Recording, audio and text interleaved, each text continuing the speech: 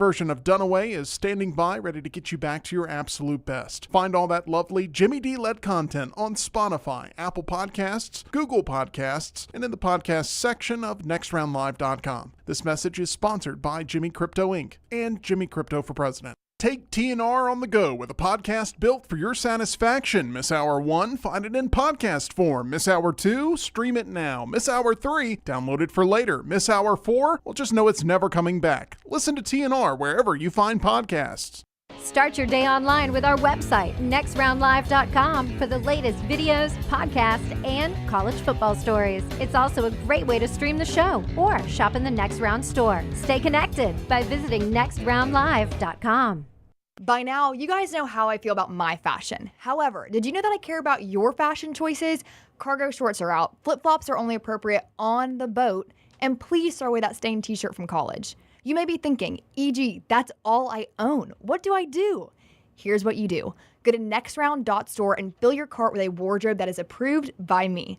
Stock up on logo t-shirts, hoodies for football season, and hats for every day of the week. Trust me on this one and head over to nextround.store to get stocked up for this season. Hang out with the Next Round on the go. Whether you're driving to work, running errands, sitting on the beach, or you just need a break from the real world, we can keep you company. Check out the Next Round, Mystery Fifth Hour, and our other shows on your favorite podcast app. We'll meet you there. Looking to expand your business? Let the Next Round help you. Contact us, sales@nextroundlive.com, and be part of the team. Advertise your product to hundreds of thousands of potential customers on our ever-expanding platforms. The Next Round can take your business to the next level. Join our existing partners in the fastest-growing media space, both live and on demand, while reaching the most desirable audience for your business. Get more information by emailing sales@nextroundlive.com, and one of our team members will work with you to build a plan to take your business to the next level using the Next Round. Everything Next Round is on demand now in the podcast section at nextroundlive.com. Jim Dunaway, Lance Taylor, Ryan Brown, live from the Birmingham Racecourse Casino Studios. The Next Round, presented by Bud Light, is on now. Live show now on our Tuesday as we get ready for Auburn's final road game happening tonight at Texas A&M. We'll talk about that coming up in this segment. Stephen Pearl is on the show in the next segment, so we'll get to him there. Some more NFL news. I wasn't here yesterday to tell you congratulations on Matt Stafford, as I called it on Friday that I thought he would stay, and he did stay. Lance brought that up. He's like 30 minutes after the show. Yeah, because you were like, how long do you think we'll know something when we get back on Monday? Yeah. And I said, I think we'll know something within 24 hours. I didn't realize it would be 30 minutes. Yeah, you were correct. Major weekend. Hey, we'll talk about the dropping stock of Shedeur Sanders coming out of the combine as well. We'll get to that in a bit, but let's start with some college football. Before we talk Alabama, they were out yesterday for spring practice. I want to talk about what happened with the ACC really over the weekend and last week, but it was finalized yesterday. This settlement where they're going to change their revenue distribution and everything. I've watched several people now, from Andy Staples to Dan Wetzel, and I joked with you pre-show, Brownie, that this is being called putting a Band-Aid on an open gash wound in the mid-region of your body. You're bleeding out, and the doctor says, yeah, I just put a Band-Aid on that. They are projecting, those that know this settlement, that all this will do is keep the ACC comfortable and together until the Big Ten renegotiates its TV contract, which is up in 2030, and that will be the next maybe big land grab if to get more money, the Big Ten needs more schools like North Carolina and Duke or somebody like that. So basically all the ACC did was align themselves with the end of the Big Ten's contract with Fox, CBS, NBC, and all that. Is that what you're saying? Yeah, this makes it to where it's like if you left right now, it's almost $250 million you got to pay in your exit fees and your rights. Now it'll be less than $100 million at the exact same time that the TV contract comes up for the Big Ten. There's a variety of reasons why this deal is bad for the ACC, though it looks like it's being portrayed in a lot of places like, oh, this is great. The ACC's got stability. That's one of them. The other one is the revenue distribution. If you are number one in drawing in TV ratings, you get the most money. If you're 16th, you get the least amount of money. If you're Boston College today, if you're schools like that, if you're Wake Forest, teams like that, you're in a horrible situation. Well, so jumping forward, look, it's no surprise that there was the dismantling of the Pac-12 based on that television contract. But if the ACC does eventually crumble, can the Big 12 survive as a third conference? Yeah, I think so. I think they've done a great job of I don't know how many they can absorb more. That's what I was going to ask. Yeah. Now that they're in that footprint, they got a Florida team with Central Florida. Do they say, well, why not just going up the Eastern Seaboard there, right? Yeah, but I just wonder if the obviously the Big Ten and the SEC are getting fat and happy, and if they want to continue to do that, hey, look, we're really down to our two brands in the Big 12. How do we actually take the Big 12 away and make sure it's just two leagues? Yeah, I don't know if you would do that. I would think if the Big Ten, I don't know how many of you guys think they would add. But let's say this is today. This happens today. How many do they have? 18? I lose track, Jim, but I think it is 18. Is Big that right? Ten has 18. Yeah, because if you're not paying attention, all of their teams will not be in their Big Ten basketball tournament. They are keeping 2 teams out of their Big Ten tournament. Well, I did not even know that. Are you serious? I think I'm 100% right on this. I'm going to go 99.9% I'm right that the Big Ten, there are 2 teams that will not qualify for the Big Ten basketball tournament. So SEC has done this in baseball for years. Yeah. Or did this in baseball for years. I've never heard of this in basketball. So, Yeah. But I mean, is anybody going to pay to watch Northwestern? I can't even remember who's at the bottom of their league. Yeah, but would you not just start it a day early and let those 2 teams? I think the SEC does it in a way where you play, you divide up the double buys and all that. You know what would actually be really fun is if I'm the Big Ten, rather than them just not playing, you know what I would do? I would say better seed gets the home game. Northwestern, you got to travel to whoever the crap team is. I don't know who the 2 crap teams are in the Big Ten. You travel there, winner, you play the next day in Washington. We'll play a 5 o'clock tip, 5 Eastern tip, so you got time to get to Washington or whatever. Yeah. Well, that's the way I would do it. I like the way you still have faith in the American airline systems. I guess really you'd have to do that with your bottom 4 to make that work, but that's the way I do that. Yeah. My bottom 4, you just play a home game. Higher seed gets the home game. We do it in the SEC. We have the crappiest teams play the that Tuesday night play-in game? Yeah. I mean, it really is amazing that you're not included in your postseason tournament. Yeah, somebody fact check me on that. Scott says it's the bottom 3. No, it is the bottom 3 for sure. How's it the bottom 3? Why do they need 15 teams? I think there's 3 buys. I forgot how they do it. All right. But, I mean, there's a way they could work this thing out, but it is the bottom 3. I don't understand why other conferences just don't look at the SEC and say, man, that's the way to do it. Do the play-in game? I mean, we got the double buys. I mean. Do you know, as crazy as this sounds, what I wonder is if they looked – I know this sounds insane, and it's probably not true. If they looked at the cost of adding one more day to the venue, Capital One Arena is where they are in D.C., Yep. and they're like, is it really worth it to play that game? Yeah. Is it really worth another? I mean, what do you think a night for that joint goes? Yeah. Meanwhile, Sankey goes into Nashville and says, hey, we'll give you this flat rate. Yeah, we're going to play all the games. I got flat rate on the mic because I used a tow truck yesterday for my daughter, but it's this flat rate right here, and we get it all week, right? Yeah. It's all week. No matter how many games we play, what days we use, we get it Sunday to Saturday, right? Yeah. Or Saturday to Sunday. Way off topic. Have you seen the Sun Belt basketball tournament bracket? Starts today, by the way. Have you seen the bracket? I have not. No. Is it in the shape of a sun? No. Does It's it start actually a really like this, and they play to the center. It's actually a really cool bracket. Scott, I wish I had thought ahead to give Scott time to pull that up. I doubt he's got the Sun Belt bracket handy, the Sun Belt basketball bracket handy. But I have never seen, like we were talking about buys and all that, I've never seen a bracket like this one. It is a very unique way to do a conference basketball tournament. And it's the Sun Belt, so I'm probably not going to pay much attention to it. It's a hell of a conference this year. By the it's way, a good conference. Maybe one day future Alabama head coach Brian Hodgson's team won the regular season. Arkansas State? Yep. And then, South Alabama and Troy are pretty darn good. So how are they doing it? It starts, it's like, I think they're calling it the Gauntlet of Death. So it's, I don't know if my hands, it's almost like a greater than, less than sign. Okay. And like the worst seeds play the first game, and then it just it finally progresses all the way down to the. There it is. Scott's got it. I wasted. Oh, look at that! It is. It's like an arrow. I've never seen a bracket like that.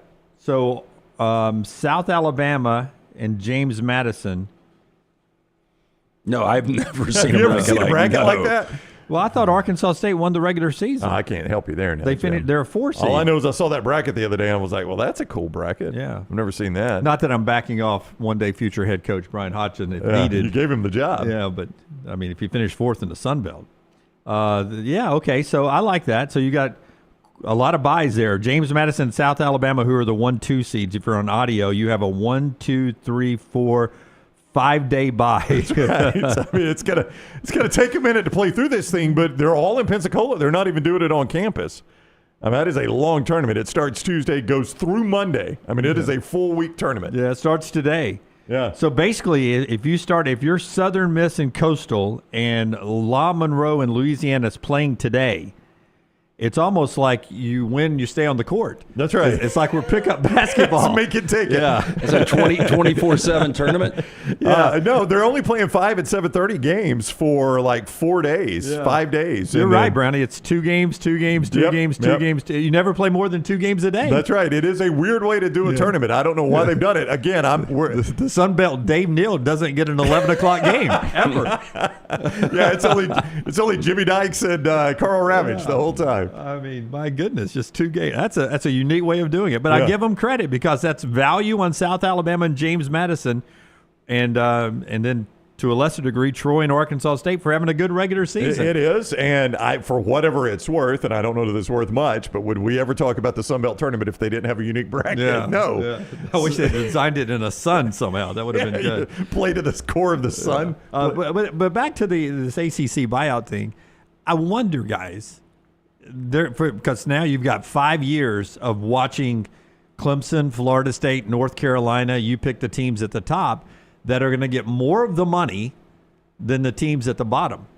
And I wonder how long that Texas and to some degree maybe Alabama and Georgia and those people, and then Ohio State, Penn State, Oregon, and some of those people, Michigan in the Big Ten, where you have equal distribution. I wonder how long those people say, well, wait a second, Clemson and Florida State and those guys get, because they are the draw. Because in the Big Ten, honest to goodness, if Ohio State, you could have a better game between Iowa and Nebraska and a lesser game between Ohio State and Rutgers. And Ohio State and Rutgers is going to draw double the viewers of the better game. Yeah, I don't know. I think, I just remember the conversations when Texas and Oklahoma ruled the Big 12 and they got all the money. And it's not healthy. And I remember Steve Spurrier bringing up, how does Vanderbilt get as much as Florida? Yeah.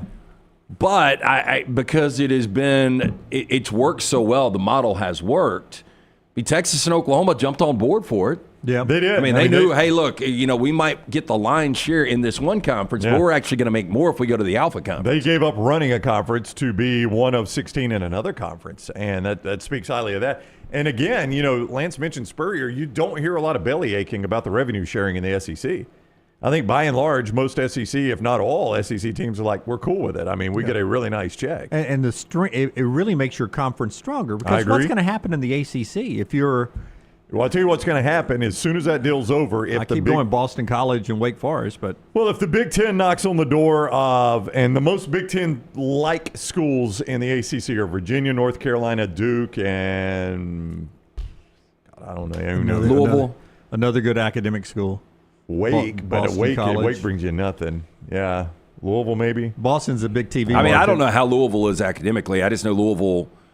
The appeal on what they do athletically. Yeah, I was trying to find schools that have some athletic success and academics. Virginia, North Carolina, Duke have that. I've always wanted Louisville in the SEC.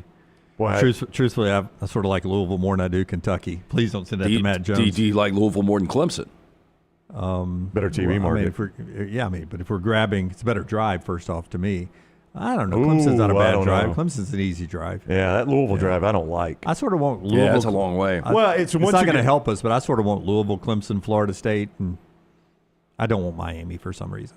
Miami's a good academic school. Yeah, that was probably the last Big Ten school would get that Miami market. So, and then the SEC is going to say, oh, wait a minute, we got some schools available. All right, we'll take NC State, Virginia Tech. So you wonder if the Big 12, to Lance's point, ends up with like Clemson and Florida State. I know that's who we're going to end up with. I don't want NC State or Virginia Tech. I really don't. That's who the SEC is going to end up with, I tell you. I know. Can you back me up, chat room?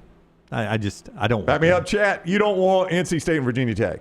I don't. I'm just sitting here. You want North Carolina and Duke, don't you? I do want North Jimmy Carolina basketball. and Duke first, but you're not going to get them. But just for quality of content, I'd rather have Louisville, Clemson, Florida State, and give me another school. I just. I mean, I'd rather have that because it makes football better. Yeah. I'm just saying. I mean, it doesn't hurt basketball. I was okay with Louisville until I saw their campus in that stadium. I'm not a big fan. You talking about Papa John's? Yeah. Well, it's not even or Papa whatever, John's. whatever it is now. I don't know what it is That now. stadium's not bad, Brown. Where is Papa John now? I really don't know. I think he still owns the company, doesn't he? No. Oh, no, Manning does. Manning bought I that. thought he still owned it. He just wasn't front facing. Maybe I'm Maybe. He may have a share, a slither, but Peyton owns most of it, right? I don't think he owns most of it. I think he does. No, I don't think You he think does. Peyton John? Well, No, you know what Papa I think John's he's paid? got like 15 or 20 of the 400 they've got. Well, I think Peyton Manning LLC is You think he calls it Peyton Manning LLC? Omaha. I think it's Omaha LLC or something like that. It's owned by a variety of shareholders, including Vanguard Fiduciary Trust and T. Rowe Price Investment Management. Yeah, T-Row. That's Peyton's nickname. Oh, T. Rowe. What's up, T. Rowe? You want to be a kicker, T-Row? January last year, Peyton Manning has sold his stake in 31 locations. So I don't think he's a majority owner. Dunaway had him owning the entire company. He had 31 locations. John Snotner or and whatever his sold name them is. all. Yeah. 31 locations is a long way from I owning bet that you he entire made company. money off of it. Oh, I'm sure he did, Oh, but he there's no wasn't a doubt. majority owner. Yeah. He makes money off everything. Yeah. He couldn't go in there and flip those pizzas and do the Monday night Manning cast. He had to give some of that up and save the Pro Bowl. The John Schnatter, his net worth is more than $1 billion as of 2017. They didn't just run him out. He sold his shares, which are worth a bundle. Well, he's probably on an island, right? Oh, I would hope. With that kind of money? I love their basketball arena, Brown. Why would you not want Louisville in the league? That is a fantastic basketball arena. Is it a great basketball arena for great events? Does it have a home field to it? Yeah, here's why, Lance, because they did not build it as a multi-purpose facility for hockey. So it is a large facility where, unlike the big NBA large facilities, the seats are right on the action. So you go to these large NBA facilities like Boston and New York and D.C., they're built for hockey and basketball. So it's a big facility, but you got a lot of crap seats in that big facility so you could fit a hockey rink down at some point. They did not do that in Louisville. It's the only one I've ever seen that is that size that was built only for basketball and concerts. Yeah, that's it. Apparently, it was the largest basketball arena in America built specifically for basketball and concerts. And they built it thinking they were going to get an NBA franchise. They built it in hopes they could get an NBA franchise. And that didn't work. Kentucky Colonels are coming back? No, I think that's what the Uber driver told me in Dunaway. I've bit this line, hook, line, and sinker since we've been to Louisville. This guy could have been totally. Of course, Dunaway told the Uber driver that. What did you just say? Just lost my train of thought. What, the biggest basketball only facility? No, that Peyton Manning owns it. Yeah. Hey, Did you hear that Peyton Manning owns all that Peyton of the moved Papa here? John's? So Scott's showing it. I mean, look at that. Look how beautiful that arena is. And those aren't portable seats. Those are real seats. It is fixed seating, and it is all on top of the action because they didn't build it with hockey in mind. Was that 2 years ago Alabama played there? The Brandon Miller team. Yeah. What number one seed? Number one overall seed? Overall number one seed. Overall in number America, one seed, Alabama. And I did not talk to a single Bama fan. Now, it was bad memories, but as far as the arena goes, they were all like, man, that arena is incredible. Yeah. It really is. It's a great place to watch a basketball game. And we had a good hotel within walking distance. The Galt House, I think it was. Yeah, it's so like right next door. It's the Young Center, which they've got all the Pepsi products, Kentucky Fried Chicken, Taco Bell. Did they have Taco Bell at the arena? I don't remember. Do you remember that, Jim? I didn't go up in the concession area. I did. Did you? They did have Taco Bell. They did have Kentucky Fried Chicken. Unfortunately, they did have Pepsi products. I do remember that. That was the one drawback. That was weird, though, because the NCAA tournament is sponsored by Coke. And not on the concourse there. Not on the concourse, but like out in the media areas, you can only have Coca-Cola products, which I'm cool with. Which, by the way, our media seats, if I remember correctly, were on the fourth floor, and the media room was on the that was a bit of a hall. Floor one. So to go get a Diet Coke, I had to go down to the first floor. But I made that trek. Yeah. So ACC, that deal, keep an eye on it.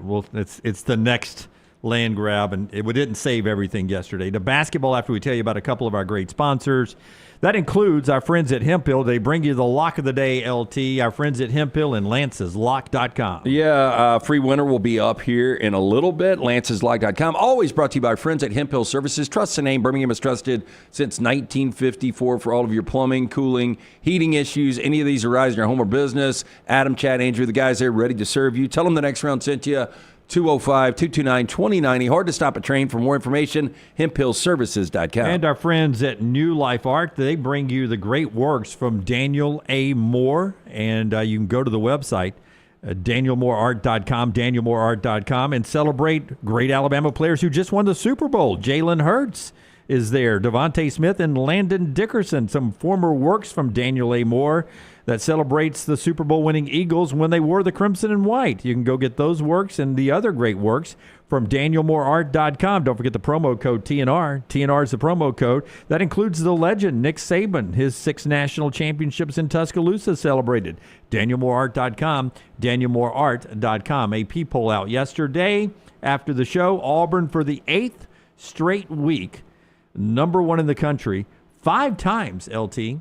In those 8 weeks, they have been the unanimous number 1, and that is the 2nd week in a row they're unanimous. Impressive. They're 8 straight, but 5 of those, every voter in the AP poll in America. Yeah, and I did see where Duke grabbed 1 vote in the coaches poll. Interesting. Yeah. John Shire get a vote? Davis get a vote? I wonder, do you think Probably Shire, Hubert Davis. Yeah. Like, it's one of those things, I don't think I would vote my team number 1. I'll see. I'll find the I coaches. mean, would you guys? There's no reason to, right? This I thing don't know plays why. out. God, I how mean, long have you known me? You don't think I'd vote my team number 1? Gosh, you don't know me at all. Yeah, but I think I mean, would it be public? I don't know. If it was Brown's public- trying to find it out right now. If I was public, no, I wouldn't vote my team number 1. I But if it think was private, I'd be, yeah. I'd vote my team Most number 1. people, so I went through and did this little exercise myself because Duke is absolutely smashing people's heads in the ACC.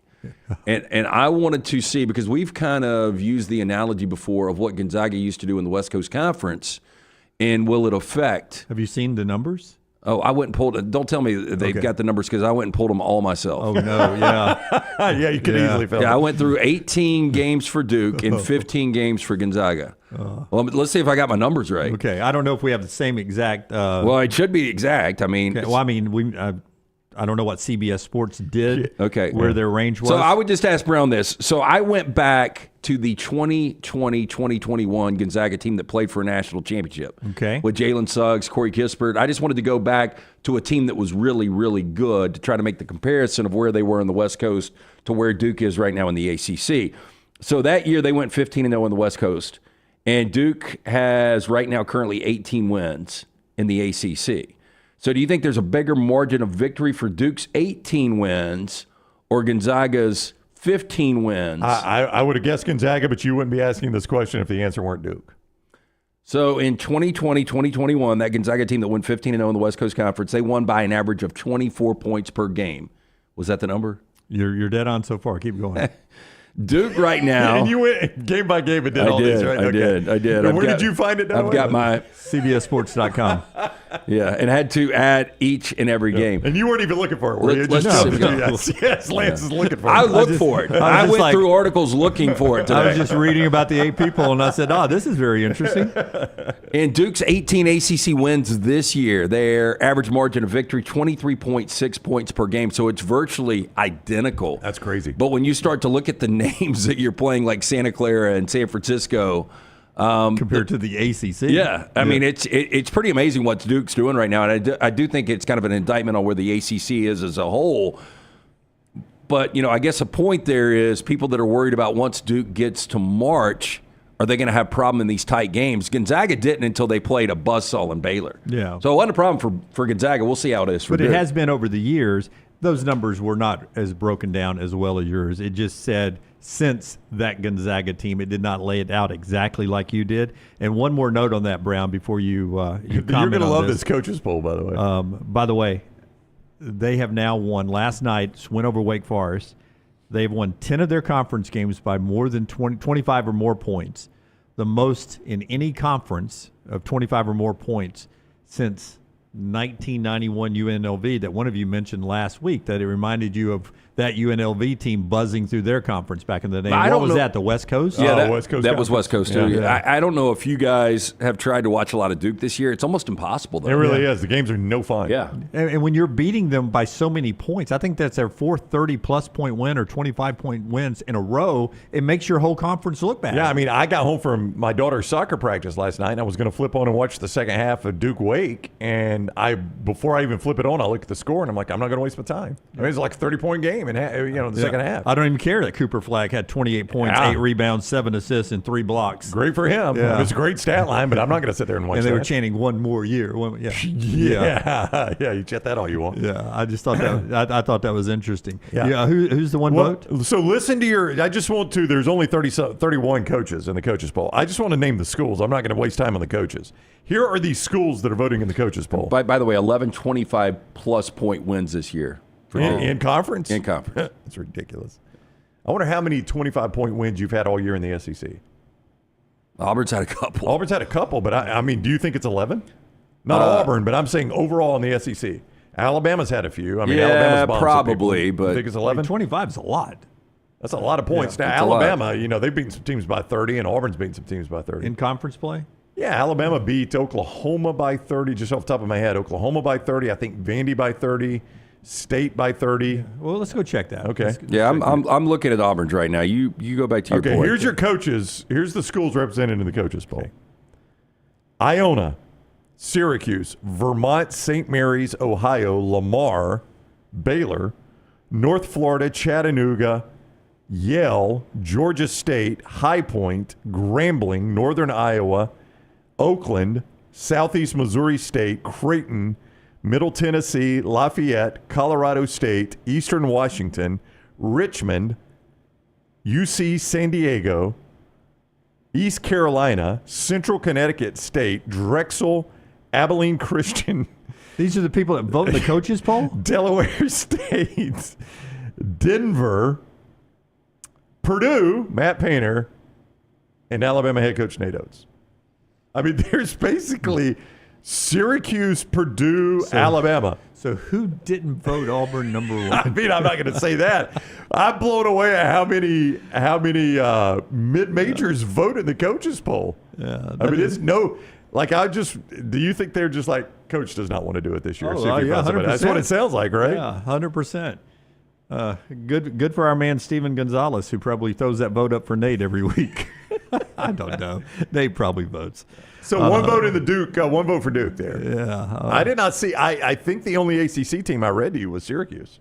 I think it's the only conference team that Duke would have played there. Yeah. Why not? I'm sure he voted for his conference there.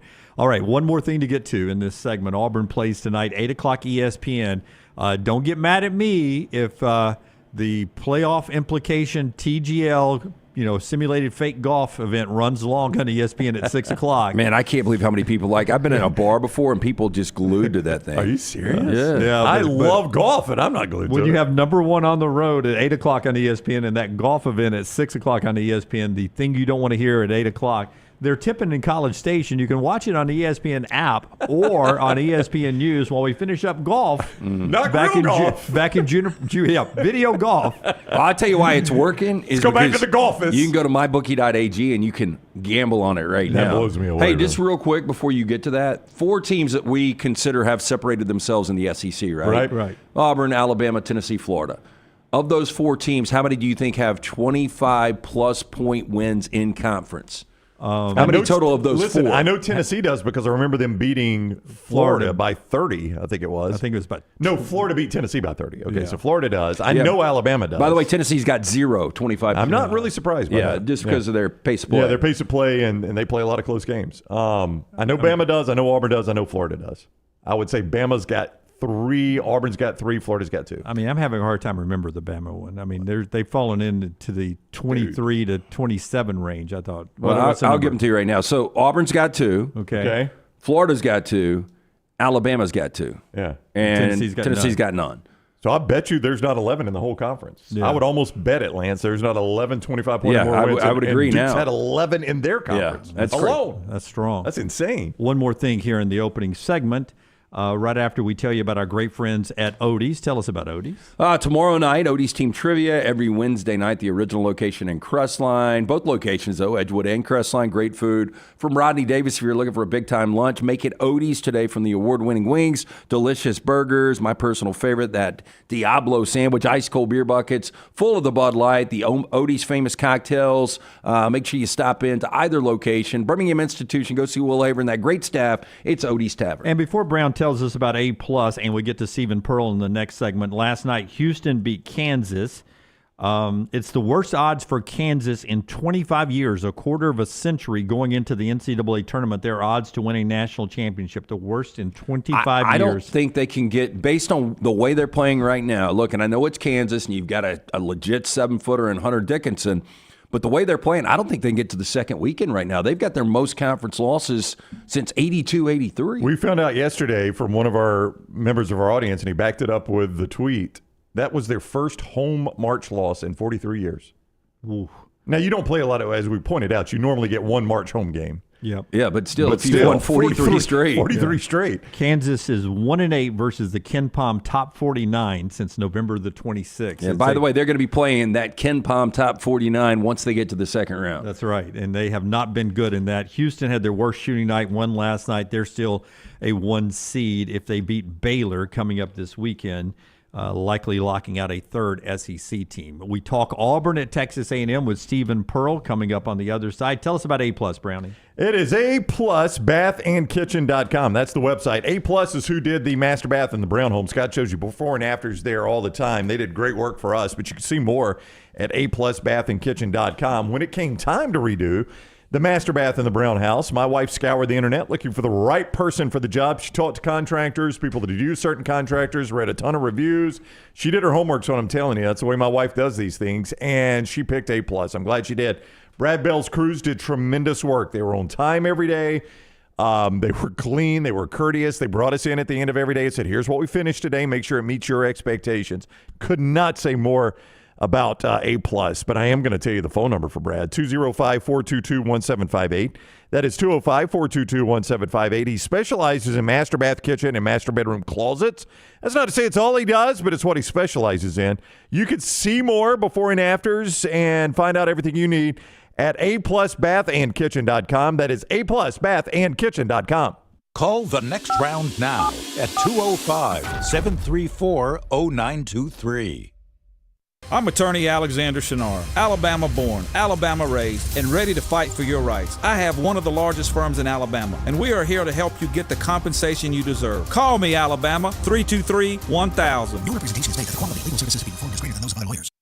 Twin Peaks is the best in the game. Here, you're in the red zone for every college rivalry and divisional matchup all season long. I mean, where else are the scenic views as good as your view of the game? Only at Twin Peaks, the #1 sports bar. Hey, there's nothing worse than waking up to a plumbing problem. Don't get caught in a flooded house. Call the guys at Hemp Hill Services. Adam, Chad, and the team at Hemp Hill are the only ones I trust to fix it and fix it right the first time. Hemp Hill Services does it right and always at a fair price. For all of your plumbing, cooling, and heating needs, trust the name that Birmingham has trusted since 1954. That is Hemp Hill Services. Call now, 205-229-2090. That's 205-229-2090. Hey, Lance Taylor from the Next Round to tell you about one of our favorite places for breakfast, lunch, and dinner. That is Hamburger Heaven since 1982. Hamburger Heaven has been serving Birmingham's best hamburgers, cheeseburgers, French fries, hand-spun milkshakes, and sandwiches made fresh to order. All of their ingredients are fresh and prepared daily. This includes their beef, always fresh, never frozen, hand-pattied each and every day. For breakfast, lunch, or dinner, visit any of the 4 locations, Highway 280, Irondale, Gardendale, and Homewood.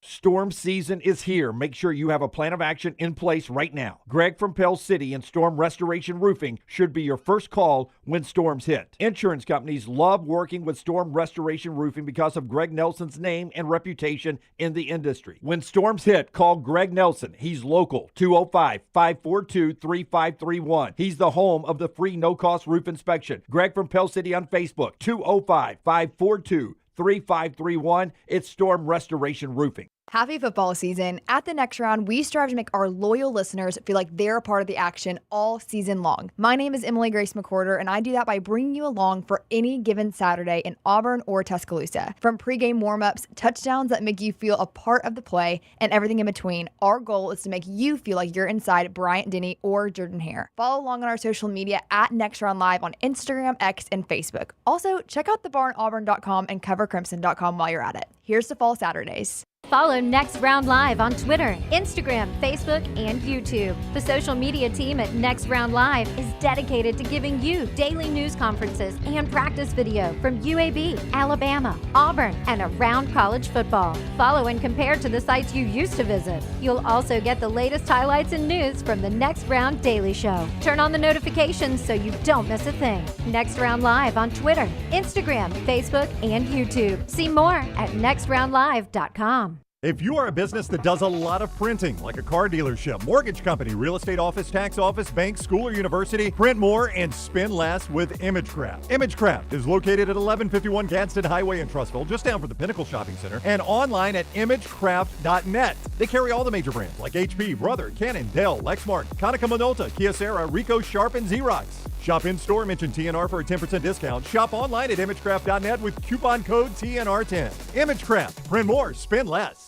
Start your day online with our website, nextroundlive.com. The latest videos, podcasts, and college football stories. It's also a great way to stream the show or shop in the Next Round store. Stay connected by visiting nextroundlive.com. That's nextroundlive.com. I'm attorney Alexander Shinar, Alabama born, Alabama raised, and ready to fight for your rights. I have one of the largest firms in Alabama, and we are here to help you get the compensation you deserve. Call me, Alabama, 323-1000. Your representation is made that the quality of legal services being performed is greater than those of other lawyers.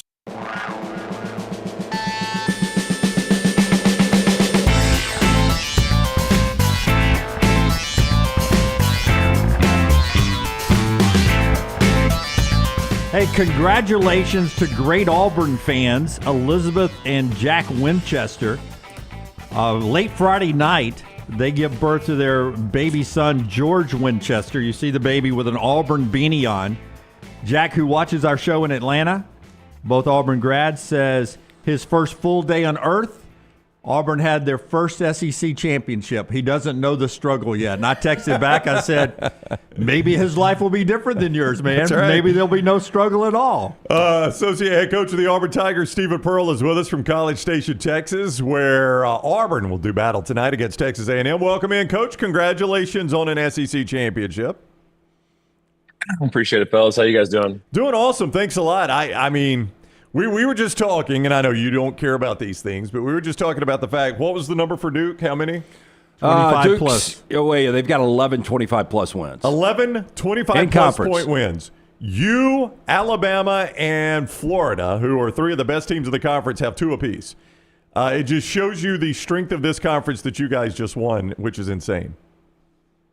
Yeah, I mean, just from everyone you talk to, just looking at the numbers, it may be the strongest conference in the history of college basketball, and to, find a way to win it with, a week to spare, it's obviously says a lot about our team. And like Coach said before the Kentucky game, our guys have gotten ready to play every single night, and that's a credit to them. And it's a reason why, we were able to find a way to go 15-1 through the first 16 games and, take home our fifth championship in 8 years. When you guys show up at Rupp on Saturday before the 16-point win, do you or BP, do y'all even reference the fact, hey, we haven't won here since 1988, or is it, hey, new team, new year, doesn't matter?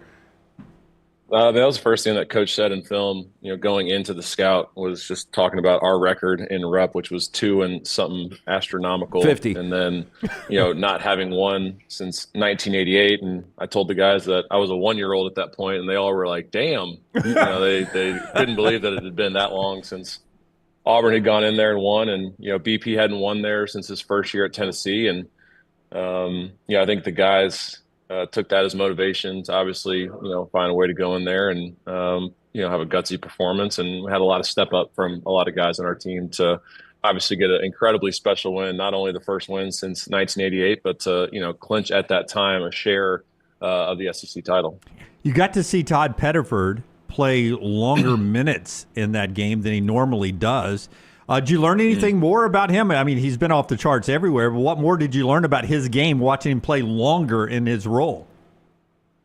Yeah, I mean, I think Tahad's been so incredibly unselfish in his role with this team. Like Coach said, he hasn't complained once about not starting. He hasn't complained once about his minutes. So for Tahad to be able to obviously play 30-plus, stay out of foul trouble, and continue to guard at a really high level against a really good offensive team was obviously really encouraging for us to see him to be able to do it over that stretch of time in a tough environment. So none of us were surprised, obviously, because Todd's obviously been so good on the road this year away from home, and has done it in a lot of really tough environments. But for him to do it in that game with those circumstances obviously gives us a ton of confidence moving forward, as we continue to get into March. What if I had told you Janai Broome only scored 9? What would have been your thoughts going into that game?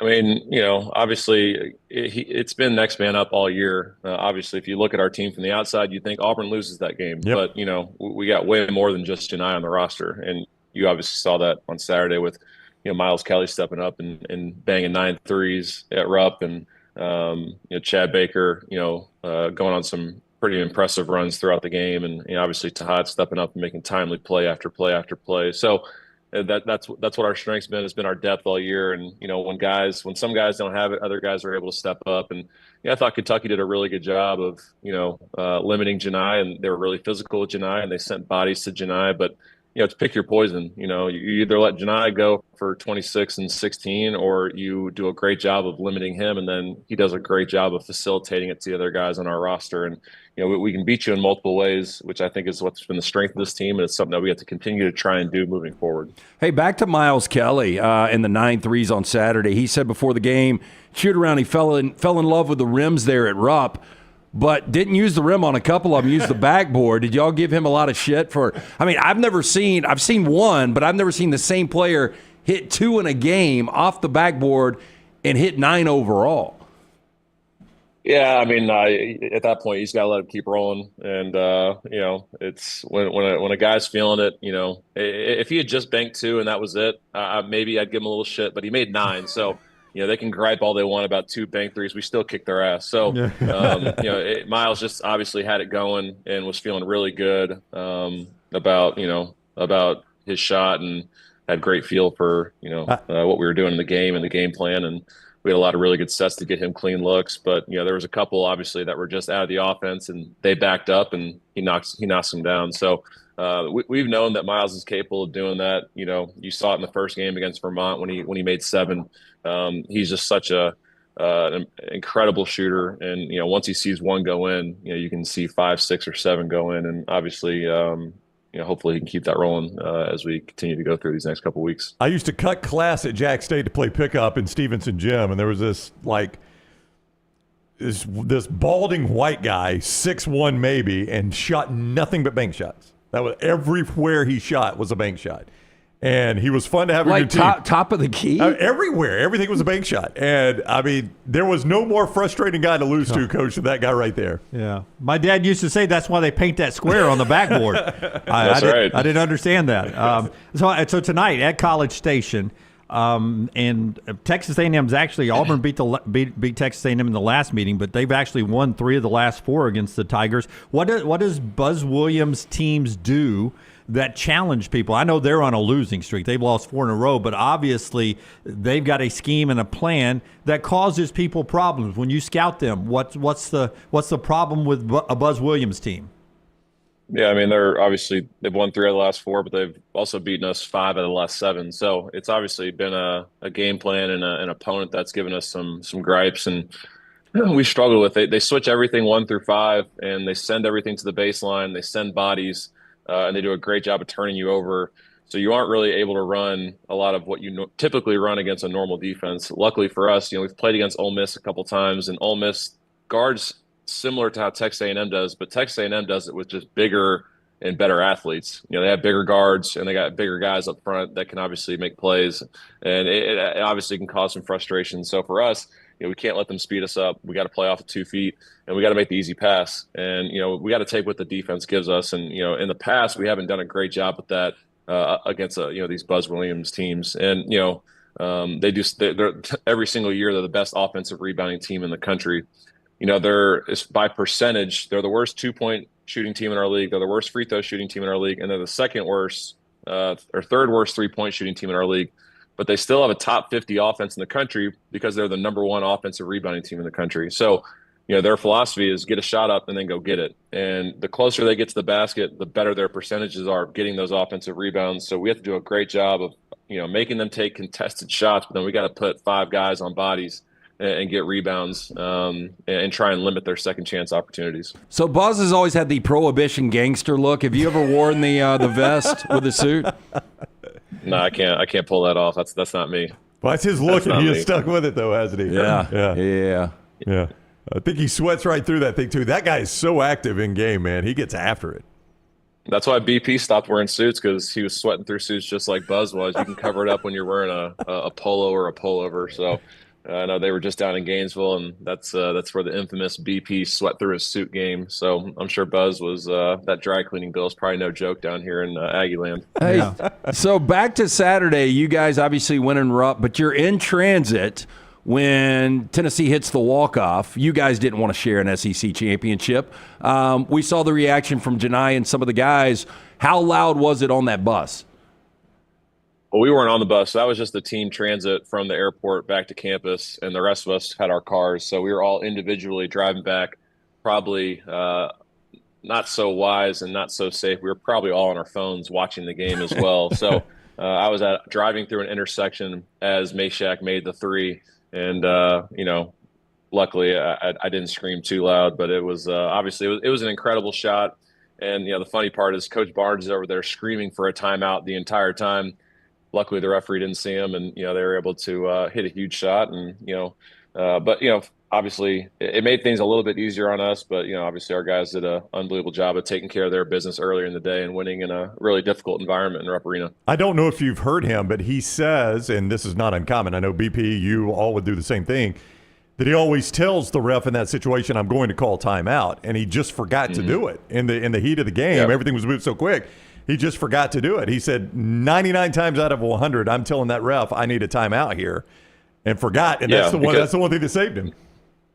Yeah, no doubt. And that, because those guys are obviously in that situation, those officials are concentrating on a million other things, and they're not paying attention to what the coach is doing. So if they don't have any recognition ahead of time that the coach wants to call a timeout, it's so loud in there. They're obviously blocking all that out. And, lucky for them, obviously he didn't say anything to the official, and they were obviously able to hit a tremendous shot, and obviously we benefited a little bit from it going in. Yeah, I spent a lot of time explaining to people that timeouts are awarded; they're not called. The referee awards you a timeout. You can't call a timeout. You signal it; he awards you the timeout. Before you go, I just wanted to make a point. You guys are always. I don't need to pep you up. You don't need a tape from me, but Bruce has been talking about history all season long. If you win tonight, it's the most SEC wins in program history. If you win tonight, it's the most regular season wins in SEC history. Is that still a talking point with you guys about just checking more boxes?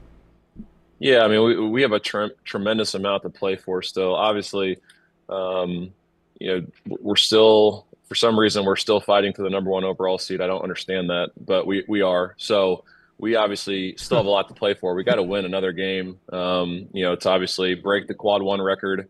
Or tie the quad 1 record, I think, at this point. So that's one thing. I think one more win secures the number one overall seed. So we're playing for that. There's only been a handful of teams that have ever gone undefeated in road games in SEC play. We're playing for that. And then, like you said, trying to get the most conference wins in Auburn history and the most regular season wins in Auburn history. So there's still a ton to play for at this point. And, we've been trying to hone that in with our guys and let them know that we still got a lot to play for, and there's still a lot on the line. With all due respect, who's giving you your bracketology news? Kirby Smart? I mean, you think you're still battling for the number 1 overall seed? There is such a gap between you and Duke. Come on, man. I agree, but just looking at all the different bracketologists on Twitter, they all seem to think that we're 1 or 2 wins away from obviously locking this thing up. If you look at the numbers, I really don't think that there's much of a discussion there. But I think we just got to keep our guys locked in, and there's still a lot to play for, because at this point, guys, it's all about playing your best basketball, and you can't just lay down the next 2 games because you've won the SEC, or even if we did have it locked up, we got to continue to play good basketball because we got to find our way to play our best as we are moving through these next couple of weeks, getting towards the SEC tournament and the NCAA tournament. So there's still a lot on the line and a lot to play for and a lot to get better for. All right, he is Auburn Associate Head Coach Stephen Pearl. They play tonight in College Station against Texas A&M after fake golf, the TGL. You guys are right after the TGL. Coach, thank you very much for the time. Good luck tonight. Always good talking to you. Appreciate you guys. All right, take care. That is Stephen Pearl with us on the Shannara Hotline. He joins us every single week, this time from the road in College Station. Yeah, the show being brought to you as well, in part, by our friend Dr. B, LT. Your hair and Brownie's hair looking fantastic today.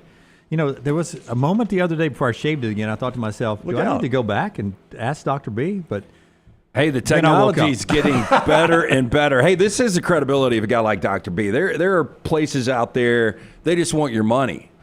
He told Dunaway, don't even bother. Don't even bother. Yeah. Right. I mean, look, Lost the hair cause. follicles are dead. And that's why you got to be preemptive. Once you start thinning, very important, you go see Dr. B and that great staff.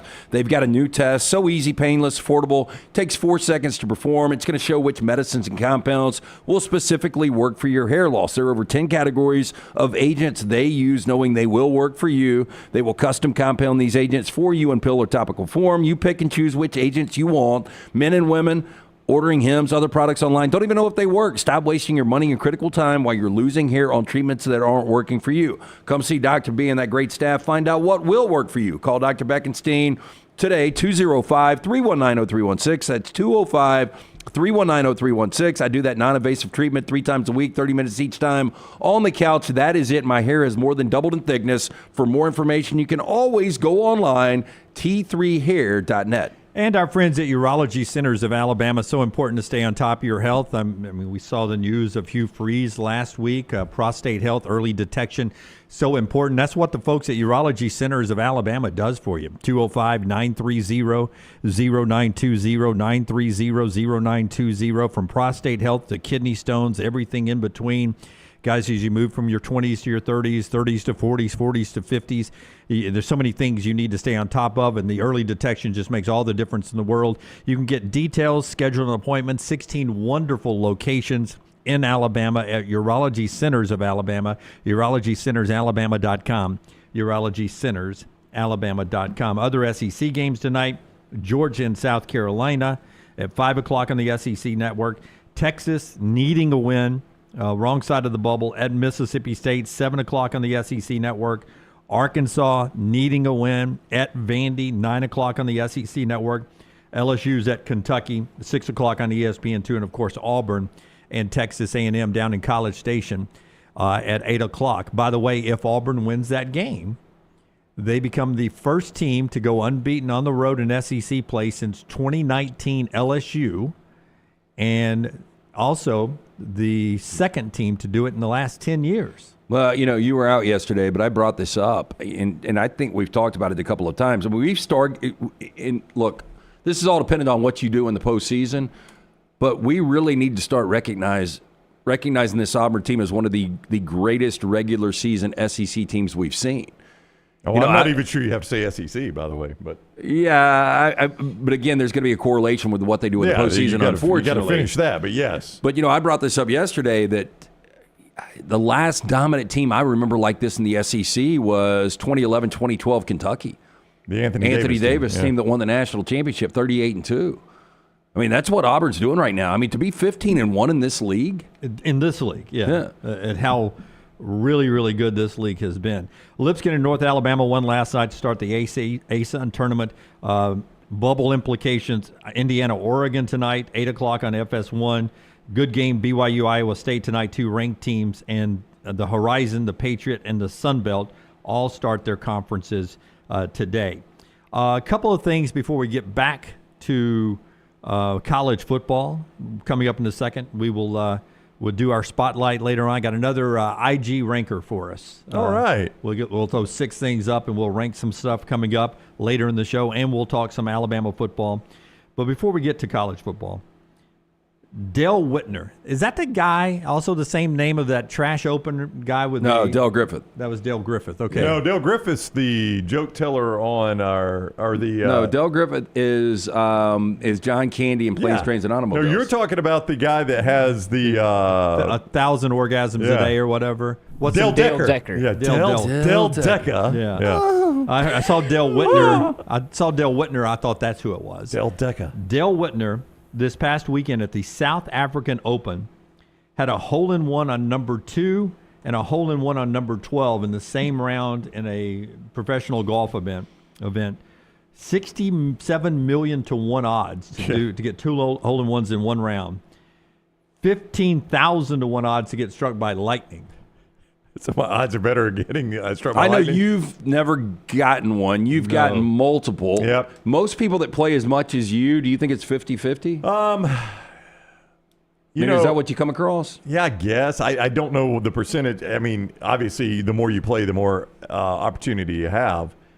I really don't know. I don't know what the percentage of people that have had a hole-in-one that play regularly is. Because I never play. You guys know this. I haven't played in 6-7 years. And I've obviously never had one, but I've come close, really, really close twice. There's only 3 people up here that really play, you two and Bo. I don't know. I think Bo has one. I think he and I talked about it last time we played. So you've never had a hole-in-one? I'm not. I think the closest I've been is probably that. What, even going closest to the pin? That's not particularly close, honestly. No, I mean, seriously, maybe the closest I did was when Bo, you and I were playing at Hoover earlier this year in that one par 3. I think I was pretty close that day. Not a lot close for me. Nothing's ever hit the rim. To get 2 and 1, and this is not top level professional golf, but it's still professional golf. So they're not playing, nothing courses. It's probably a pretty good course and probably not the easiest holes in the world. To have 2 hole-in-ones in one round is astounding. I remember when I was a kid, it was in the Anniston Star. I grew up on a course called Indian Oaks, and there was a group where one guy had a hole-in-one and one hole, and one guy had a hole-in-one later. 2 guys in the same group, and they did an article on it in the Anniston Star sports page. That's right. So, I mean, that's how uncommon that was. Yeah. I did see one time, number 10 at Indian Oaks, downhill par 3, water left, trees right. Guy rattles it in the trees, somehow throws it out, hits the green, and goes in the hole for a hole-in-one. It was his only hole-in-one. It counts, though, right? Oh, 100% it seems like in the par 3, what is it, Wednesday of Augusta? Yeah. Oh, you get them all the time. Yeah, we see those a lot. But that's like a pitch. I mean, I'm not trying to diminish that, but those are like 100-yard shots. They're just hitting wedges there. Okay, with all that said, what is is there a hole-in-one that really stands out when you're talking about like tournament play and majors? I can't ever remember one. No, more long putts or pitches, chips like Tiger Woods at Augusta that hangs on the rim and drops. Yeah, was Tom Kite had the big chip? Or in the U.S. Open back in '92 at Pebble Beach. I will say in both Jack Nicklaus's surprising 1986 Masters Championship and Tiger Woods' most recent one back in 2019, both of them hit almost the identical shot on 16. That hit the pin? It did not hit the pin, but both of them came extremely close to a hole-in-one. And in either case, I cannot imagine the scene. But have you ever seen somebody hit a hole-in-one in a major? Like that it mattered? Not that mattered, no. Yeah. They're pretty rare on the PGA Tour if you consider how good the players are. Especially when we get Sunday pin placements. Yeah, and the pressure of a major. I just thought that was interesting. Before we get to Clay Travis at the top of the hour, Jimmy Johnson officially retired yesterday. I didn't know he was 81, but more impressive, I didn't know he had been on the Fox broadcast for 31 years. Wow, that's a haul. Yeah, that's hard to believe that he's been there 31. It seems more 21. This stuff goes fast. So if he's been there 31, how long has Terry Bradshaw been there? Since the beginning. Yeah, since day one. And Howie too, right? Howie's been there. It feels like it. I don't know if he was a day one guy. Howie was there before Jimmy Johnson was, though. Really? So Howie's been doing it 30 years. It was Terry, James Brown, and Howie. Yeah, that started it? Yeah. They did a weird retirement type thing during the Super Bowl pregame. And I brought it up but never really talked about it. But he never said he was retiring. And they was like, so it sounds like you're retiring. Well, we'll see what happens. Yeah. So I don't know if it was some sort of contract, maybe one more year for a bundle of money, and if he got that, he wasn't going to retire. I don't know what happened, but it was kind of weird. Got him coming up in 4 downs. Jimmy Johnson? Jimmy Johnson. Okay, it's not the trivia question. I want to remind everybody just how unique he is it? No, it can't be. It wouldn't be a question. 3 head coaches, one still active, that won both a college and national championship and a Super Bowl. Jimmy Johnson's one of them. Pete Carroll, Barry Switzer. Pete Carroll is still active. and Barry Switzer. Are those the only three that have done it? Jimmy Only Johnson, three Pete Carroll, and Barry to win Switzer. a college football national championship and a Super Bowl. Pete Carroll also coming up. Oh. You didn't include Barry Switzer? No, I did not. Probably should have done 4 downs right there. All right. The viewing menu brought to you by our friends at Michelson. Tell us about Michelson LT. Michelson Laser Vision. Make the phone call that I made more than 20 years ago, 205-969-8100. I had the 2200 vision. I was legally blind without the aid of contacts. After the procedure, which only took 12 minutes for both eyes, 2015 vision, better than 2020. 205-969-8100. Ask for Amy. Tell her the next round sent you. She's going to hook you up with a hassle-free consultation. 0 to lose to find out if LASIK is right for you. For more information, michelsonlaservision.com. All right, tonight on Netflix, we got a new comedy special from Andrew Scholes called Life. In this razor-sharp yet heartfelt special, Andrew Scholes unpacks the wildest moment of his life, becoming a father. Have you guys heard any of his stuff? Nope. I have no clue who you're talking about. Couldn't pick him out of a lineup. Yep. Oh, well, all right. He's You'll love it. he's doing pretty well right now. He's sort of in that, I guess, like Rogan ecosphere of comedians. All right. And he sold out Madison Square Garden 2 nights in a row. Are you serious? We should probably know who this guy is. Hey, we've never heard of him? Wow. That's he on was us. on the Tom Brady roast. I'm hearing from Scott. All right. Okay. Yeah, Scott says he's a funny dude. What was He's his got, name again? Andrew Scholes. Okay. All right. This may be one of the. I'm bad with I bet names. I would recognize him. Me too. How do you spell Shoals? SCHULZ. I'm not sure you're pronouncing it right. I might not be. Oh, I've seen this guy. Yeah, I didn't know that was his name. Yeah, I've seen him. this guy. Yeah, you've seen him. Yeah. Plays Oh, big yeah, characters yeah. occasionally. Yeah, I never he knew his was. name. Yeah. Oh, there was a recent series he was in. Oh yeah, he was he in Tires with Shane Gillis? I Was that think it? he was in Tires, and I think he might have also been one of the Fargos. Well, I can't believe that guy sold out MSG, though. That's crazy. Twice. Yep. Yeah. 2 nights in a row. And then if you're not in the mood for a comedy special tonight, at 7 p.m. on AMC, you can watch one of Brown's favorite movies, Saving Private Ryan. Oh. Classic great one. masterpiece. And then also 7 p.m. on Paramount, you've got one of Scott's favorite movies, The Town. Oh, The Town's incredible. It's great. 6:35 on FXM if you want a good family movie, Mrs. Doubtfire with Robin Williams. That's actually a really good movie. I like Miss Doubtfire. I like Mrs. Doubtfire. Yeah. You got some of everybody's favorite movies, but me and LT, man. Hey, well, I love The Town You- and Saving Private And Ryan. you love Miss Doubtfire. I really don't. You like to laugh, Jim, so you can watch the comedy special. That's Is Love Actually on tonight? Yeah, somewhere. I did not see it. 24 hours a day. All right, Clay Travis on the other side. That's our Michelson Laser Vision viewing menu. Tell us about Michelson one more time. Yeah, and take us a break. 205-969-8100. Dr. Mark Michelson, true pioneer, first to perform LASIK in the state of Alabama back in 1995. Dr. Jen Michelson, they are the best in the business. 205-969-8100 or michelsonlaservision.com. Everything Next Round is on demand now in the podcast section at nextroundlive.com.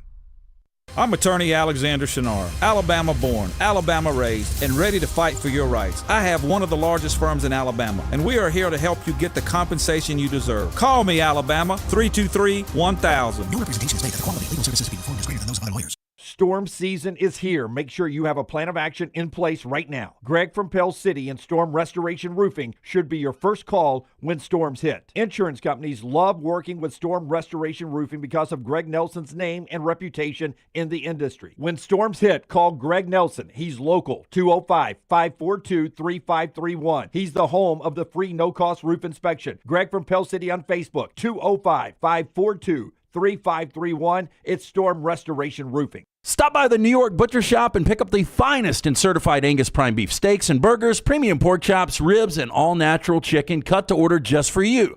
Their chef-prepared entrees and side dishes are the perfect dinner-to-go choice for your family and are ready to heat at home. With a great selection of fine wines and desserts, the New York Butcher Shop is your one-stop dinner shop. 2 locations to serve you, Cahaba Heights and on Highway 119 in Greystone. The New York Butcher Shop, rare quality, well-done service. This hour of The Next Round is presented by the Birmingham Racecourse Casino, now featuring 7 days of giveaways with your chance to win a share of up to $125,000. The more you visit the Birmingham Racecourse Casino, the more chances you have to win.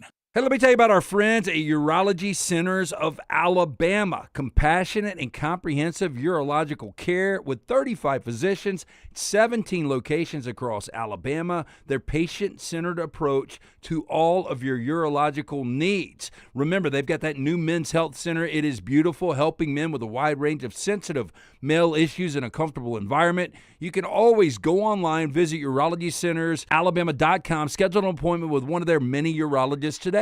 Hey, Lance Taylor from the next round to tell you about my friends at Michelson Laser Vision, located conveniently UAB Highlands. Almost 20 years ago, I went in for the procedure. Only took 12 minutes for both eyes. When I went in, I had 2200 vision. I was legally blind. Now I have 20/15 vision, still 19 years later. Make the call today. Schedule a hassle-free consultation. 969-8100. Dr. Mark Michelson, Dr. Jen Michelson, Michelson Laser Vision. Make sure you tell them the next round sent you. 969-8100 or MichelsonLaserVision.com. Think about the best summer nights of your life. How many of those were in a great t-shirt? Visit nextround.store to get the perfect t-shirt for the next perfect southern night. Nextround.store. The memories are waiting.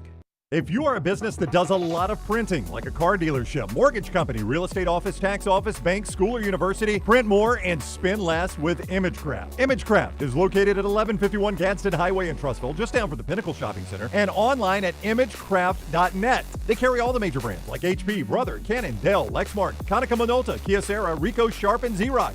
Shop in-store, mention TNR for a 10% discount. Shop online at imagecraft.net with coupon code TNR10. ImageCraft. Print more, spend less. It's time to pull the trigger on the Next Round merch that you've been eyeing. We know there's a lot to choose from at nextround.store, so here's a few of our favorite picks. If you want to match LT and Brown, go with the TNR logo hoodie and throw in one of Dunaway's favorite hats. Any of them will do. The Backroom's go-to is the classic logo t-shirt, while my personal favorite is the light blue TNR crew neck. All of these items can be found at nextround.store and are EG approved. Rest assured, your order will be packed with lots of love from us here at the Next Round. Head over to nextround.store to start filling up your cart. I'm attorney Alexander Shinar, Alabama born, Alabama raised, and ready to fight for your rights. I have one of the largest firms in Alabama, and we are here to help you get the compensation you deserve. Call me, Alabama, 323-1000. No representation is made that the quality of legal services being performed is greater than those of other lawyers. Jim Dunaway, Lance Taylor, Ryan Brown. Live from the Birmingham Racecourse Casino Studios, the Next Round, presented by Bud Light, is on now.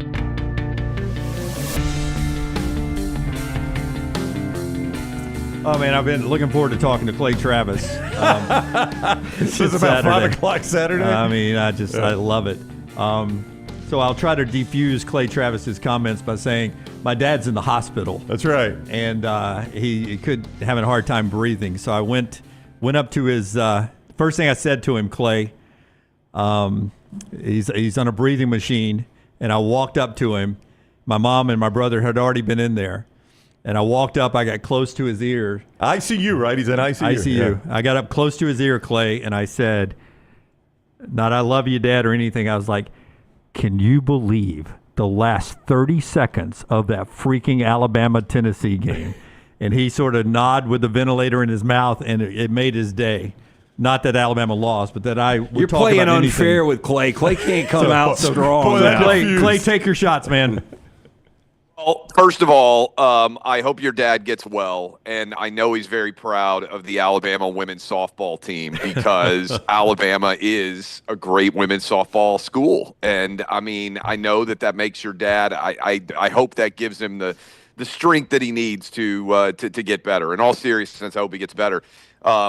Because I'd hate for him to have to know that Tennessee just owns Alabama now. I'd hate for him to have to realize that Tennessee is 6-1 in the last 7. That Nate Oates, when I came on and said Nate Oates a top 10 coach, and Alabama fans went crazy because I said Bruce Pearl's a better coach. He is. Bruce Pearl wouldn't have let a 5-second count happen right in front of him, boys. Like, literally, he could see the ref counting. He's 10 feet away, and he's got 2 timeouts. I don't know. Did he use those on the bus ride home? I hope. And then he doesn't have his big men in to rebound on the free throw after the and one, allowing Meshack to get inside, get a rebound, get fouled. I mean, it was like he was trying to lose the game up 4 with 30 seconds to go, and then he just lets Meshack dribble right in. I know it's a long shot, but in the age of Steph Curry, I coach Little League basketball. Every kid works on the dribble up and take a deep 3 look, even as a part of their regular practice now. So that was just a complete coaching malpractice from Nate Oates, the guy that all the Alabama fans were so angry at me for saying he was only a top 10 coach. He's now lost 4 in a row to Rick Barnes. Alabama's lost 2 out of 3 in football. I don't know how Tide fans get out of bed in the morning knowing that the state to their north owns them. That's diffused, Clay Travis. That's right. I'm glad you set it up the way you did. Yeah. Was that they were saying in the telecast, Clay, biggest game ever at Thompson Bowling? And I didn't understand that. I didn't hear a lot of that going. No way. I didn't hear a lot of that going into it. That wasn't the biggest game at Thompson Bowling ever. No, was it? Look, I don't think so. First of all, we don't know how the rest of the season's going to play out. So it could be big in that maybe Tennessee ends up with a 1 seed. But if Tennessee goes tomorrow to Oxford, where they've been pretty good this year, didn't Ole Miss go on the road and win at Alabama? Yeah, I think they may have. They did. Boy, Alabama's in your head so much, man. I mean, if you told me tomorrow that Rick Barnes was going to retire and I could pick anyone in the SEC to replace him, I might well go Chris Beard. Because I just think he's that good of a coach. Now, I know he has his background at Texas. I think that got dismissed or whatever. So certainly he's got baggage, and that's why he ended up at Ole Miss.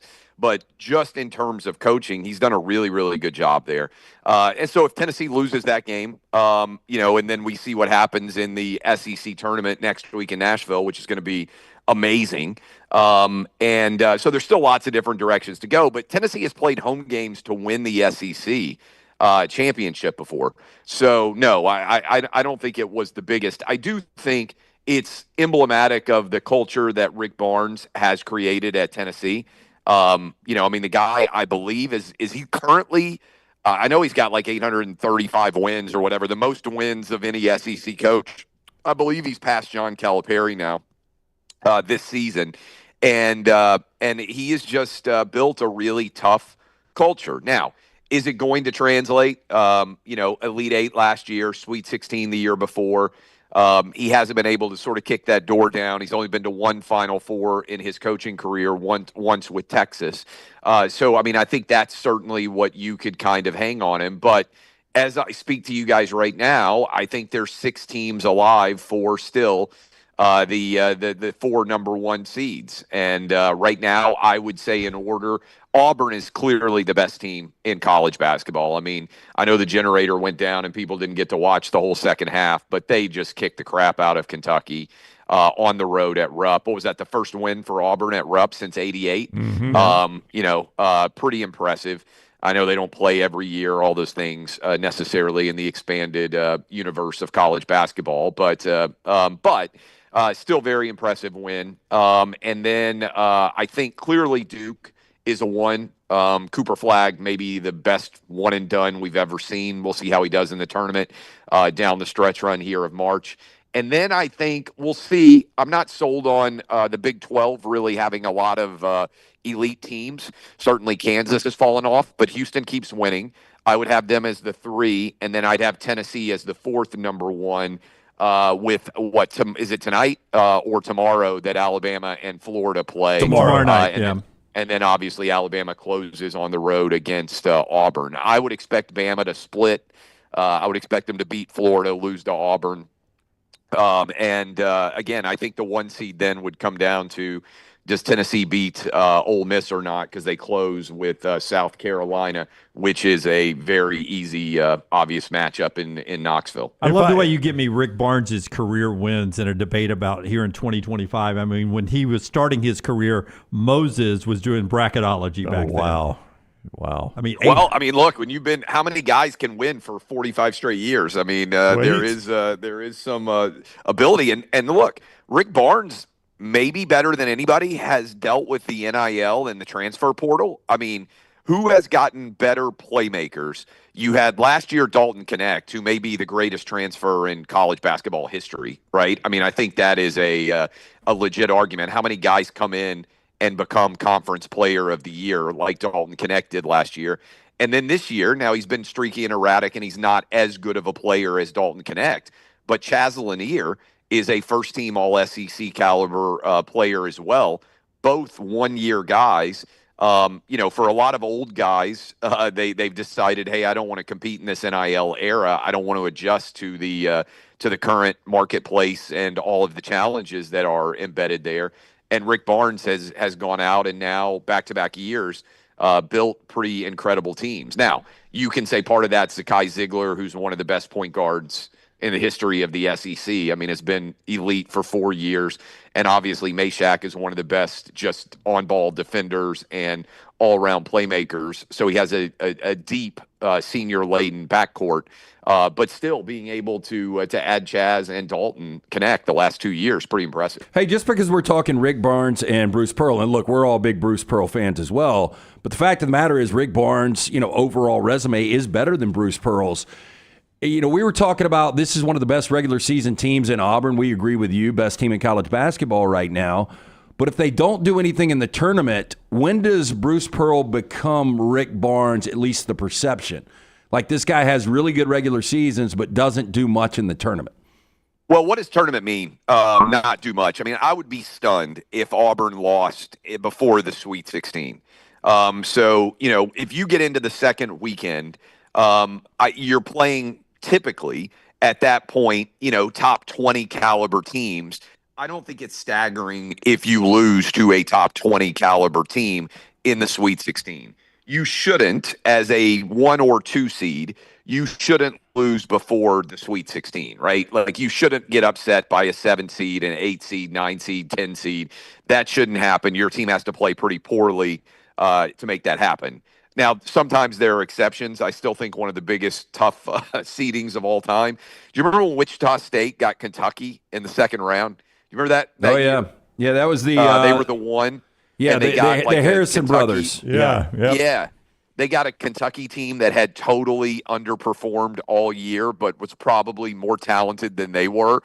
And they had to play them in the that 1 versus 8 game, I think it was. So sometimes you can get a team like I've seen UConn lurking on the 8-9 line. That seems really unfair to me that you would play the 2-time defending national champs on a quick turnaround as a 1 seed. There are sometimes you look at the bracket and you say, boy, that doesn't seem really fair. You get a supremely talented underperforming team as opposed to just kind of a mediocre-ish team, which is what an 8-9 seed should be. But if you make the Sweet 16, I think it's a successful season. Now, Auburn needs to make a Final Four run, and I think they will. If you ask me right now, who's the team that I would expect most likely to be in the Final Four, I think it would be Auburn. And if they don't make it at least to the Sweet 16, and sometimes some guy comes out and hits 7 or 8 threes, I mean, the NCAA tournament, let's be honest, is not the best way to crown the actual champ. If you are the best team, you should hate the NCAA tournament because it's a one-and-done scenario, whereas, if you had look at the NBA playoffs, how often does a 1 seed lose a game to an 8 seed? It's not unheard of, right? And nobody goes 4-4-4-4 typically, goes and wins 16 in a row.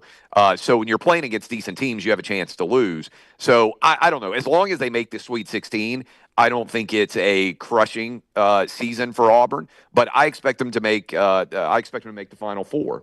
And I think Bruce Pearl. Look, I mean, he took Tennessee to the Elite Eight. He's already taken Auburn to the Final Four. He took Wisconsin, Milwaukee to the Sweet 16. I think this guy has answered the question about whether he can win. And if you go back, you guys may remember it better than me. I mean, they should have beaten UVA. They got some pretty tough calls, as I recall, down the stretch.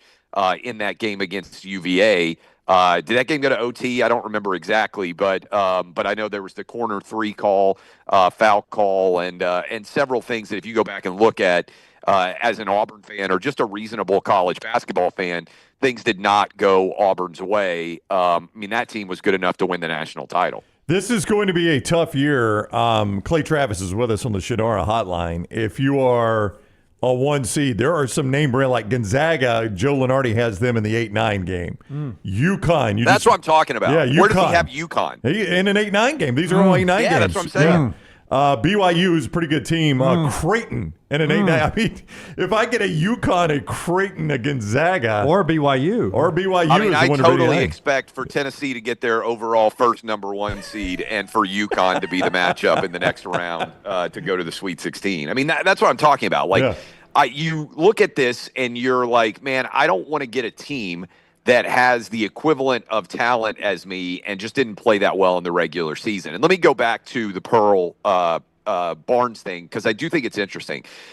I think sometimes when you get to the NCAA tournament, the coaches that get the most out of their team in the regular season get penalized because everybody brings their absolute apex performance in the NCAA tournament, right? Like nobody is doing anything other than full bore excellence when you're playing in the NCAA tournament, right? It's not a random Tuesday or Wednesday where you're Snapchatting with your girlfriend or girlfriends and you're not paying attention when you should be during film review. You go on the road and the team is riding you. They have their guy come out and he can't miss a shot and you lose like a game. I think that guys like Pearl and Barnes get the absolute most out of their teams during the regular season. And I think sometimes what happens is lesser coaches get the most out of their teams only when it gets to the NCAA tournament. So the best version of Tennessee or Auburn, you've basically seen all year.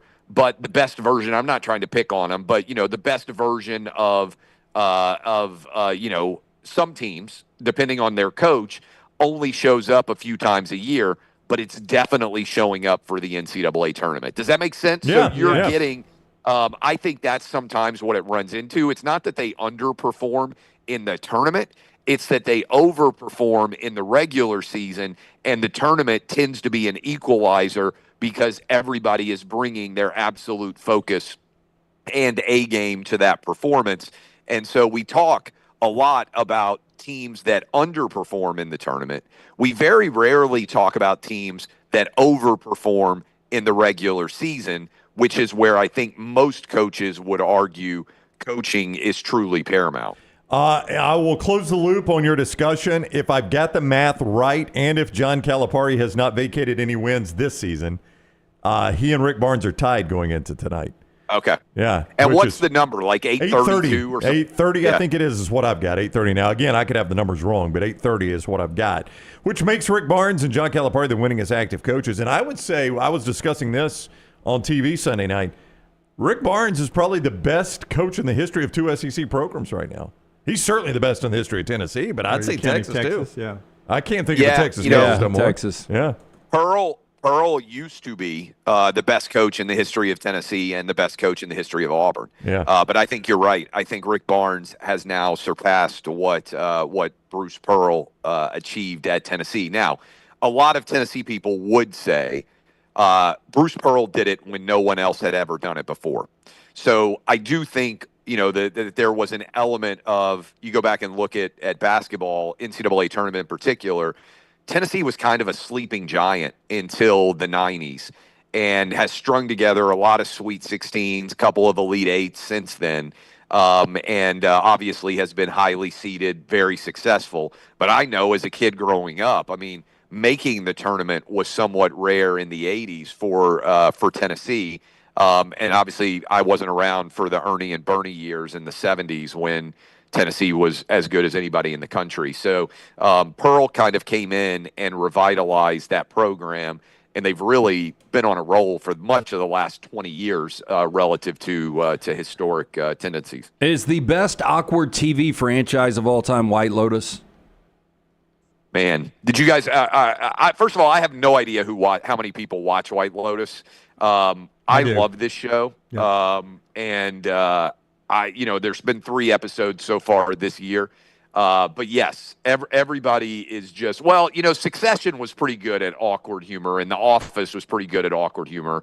But in terms of like really kind of high-end drama, I think White Lotus murder mystery style is pretty tough to beat. Hey, and it's amazing. Both of the Brits with the teeth this year, the bunny teeth, both girls. Yes, it's uncanny. Their bodies are not bad. I don't always notice the teeth. Let me ask you this: what percentage of people watching or listening to us right now watch the White Lotus? 5%. That's probably a good call. Yeah. I have no idea, but I mention it on my radio show every now and then. I'm always conscious of this is like such a niche show to be watching. But I think, Clay, I think it relates to a good amount of people, though. Like, I don't know if people have the money to, they don't have the Clay Travis money to travel to a White Lotus, destination like a Hawaii or an Italy or a Thailand. But I'm just talking about just how toxic, unhealthy, strange. I mean, everybody can relate to some of this stuff. No doubt. And in this season, they have a super rich Southern family from North Carolina that is like the Schwarzenegger's son plays one of their children. They have 3 children. And it definitely what I think White Lotus does well is no matter who you are, there is a character that is the worst version of you in that show. Does that make sense? We all have like better angels and worse angels on our shoulders, like whispering to us at all times. Whatever the worst angel on your shoulder whispers, that character is in White Lotus. Yeah. Fair. Weird description. How quick do they have it written in? They already projected the election. I mean, they had I saw that last night. The friend group's being divided by one of the conservative girls voted for Trump, and the other 2 are from New York and I guess L.A. That's right. Yeah, the girl from Austin. They have found out that she voted for Trump. I wonder. When I was watching that Sunday night, I wondered if they. Yeah, I projected it. Like, how did they shoot 2 episodes? Yeah, I think they probably shot 2. They probably didn't do a Biden one. They probably did a Trump and then maybe something else. And when Trump won, they probably used that scene. Yeah, they probably put that in. Yeah, I wondered. I mean, by the way, I do think that filming that show, they just go and take over an elite resort for like 2 months. I don't know that there is a more fun thing if you were an actor or an actress than getting cast on that show where you get to go to a fabulous exotic location, stay on the site, right? It's not like you have to travel that much for photo shoots, everything else. They basically, whatever you call the shoots, the scene shooting, the movie, television show, you don't have to hardly leave. You're probably staying in the most luxurious room imaginable in one of the most beautiful places, Hawaii, Sicily, and now Thailand. And I know I'm a redneck because every time I pronounce Thailand, I want to say Thailand. And I know that can't be just me, but every time I'm like, don't sound like a stupid redneck and say Thailand. Don't say Thailand. But no, you're right. Is it Aubrey Plaza? Is that her name that was in the Sicily one? I saw an interview with her, and she said it was by far the best shoot ever because the crew, everybody stays right there, and they had massive parties and just a great time. And the whole White Lotus staff, the 5-star plus staff, is there working, and it's shot on site. It's like you get paid to take an elite vacation. Yeah, they're all super high-end Four Seasons resorts is the one that they've been picking. And evidently, when they film the show there, it becomes virtually impossible to get a room. Like the rates skyrocket because so many people who are probably rich are sitting around watching this show, and they decide they want to go where the show was shot. But I do think I always am conscious of this, that there's like 5% of people that actually watch the White Lotus compared to people. Everybody watched Meshack Drain the 3, just about, who's listening to us right now. 5% of people are sitting around watching the murder mystery on HBO. But it is really, really well done. All right, he is Clay Travis, at Clay Travis on social media, the founder of Outkick, with us on the Shannara Injury Attorneys Hotline. Thank you very much, Clay. Hey, I hope your dad gets well, Jim. Tell him I said go Big Orange next time you see him. Oh, gosh, that'll raise the heart rate. God, I hope he gets out too, so he can hunt you down and stick a knife in you. Hey, that's how season 2 ends of White Lotus. Spoiler alert. Thank you, Clay. Have a great week. See you, man. All right, see y'all. Alexander Shinara Trial Attorneys, national firm with Southern roots, headquartered right here in Birmingham. They've done it for 24 years or more now.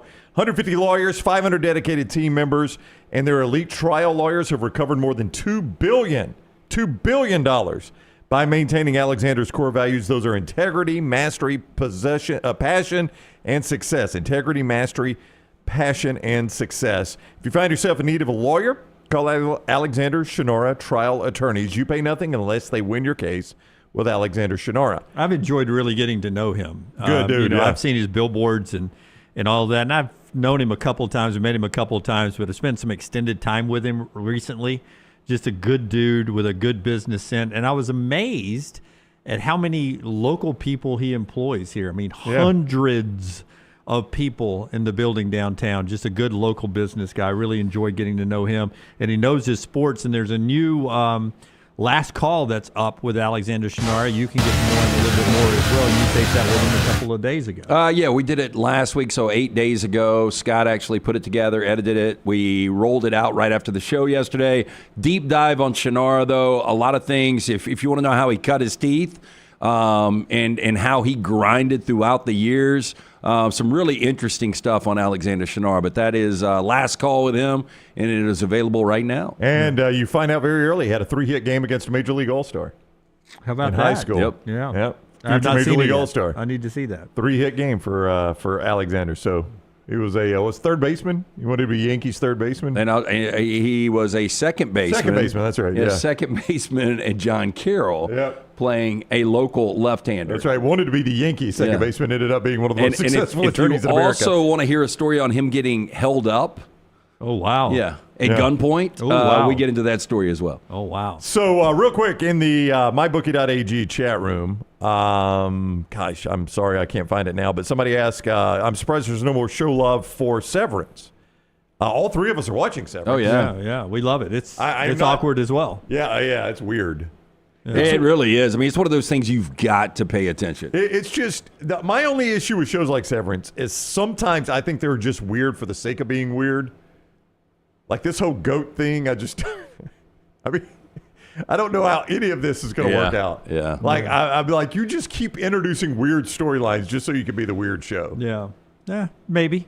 There's no way it's going to make sense at the end. There's no way you're going to get in there and be like, oh, that all added up. Then the most recent episode of Paradise, I mean, that made you, that was a disturbing Are you episode. caught up? Yeah, I'm caught up. That was do you like it? I do. I just don't know what they're going to do with season 2. Yeah. Oh, I don't want to give it away. But Jim's got the. I just think they're going to force it. Yeah. Oh, yeah. Yeah. But, I think it was so creative up until this point. It just needs to be done. Yeah. Jim's got the. He's got the. Yeah. I mean, that's what they'll the killer. do. Oh, I'm sure. Yeah. Oh yeah. But back to real quick on White Lotus. So it's modeled after the Four Seasons, and most of these shoots are at Four Season resorts. Can you imagine though if somebody was dying at the Four Seasons every year? I know. I mean, how is that good publicity? Yeah, nobody would be going to these places. People keep getting on that boat with Don Johnson, and somebody's dying every week. Yeah, that's true. And it's going to be a Dr. 2-hour. Odyssey. It's going to be a 2-hour event. Have you seen that? The Shark Attack's a 2-hour event. Oh, I'll be watching that. Oh, heck yeah, I can't wait. Yeah. Absolutely. And a robbery this year. I mean, I got a robbery. There's always fraud, and there's people dying all the time. Sign me up. Let me overpay for that. All right, when we come back, we got 4 downs today. Our football spotlight later in the show. Alabama practice. Kalen DeBoer yesterday on a great question from Nick Kelly. We'll get to that.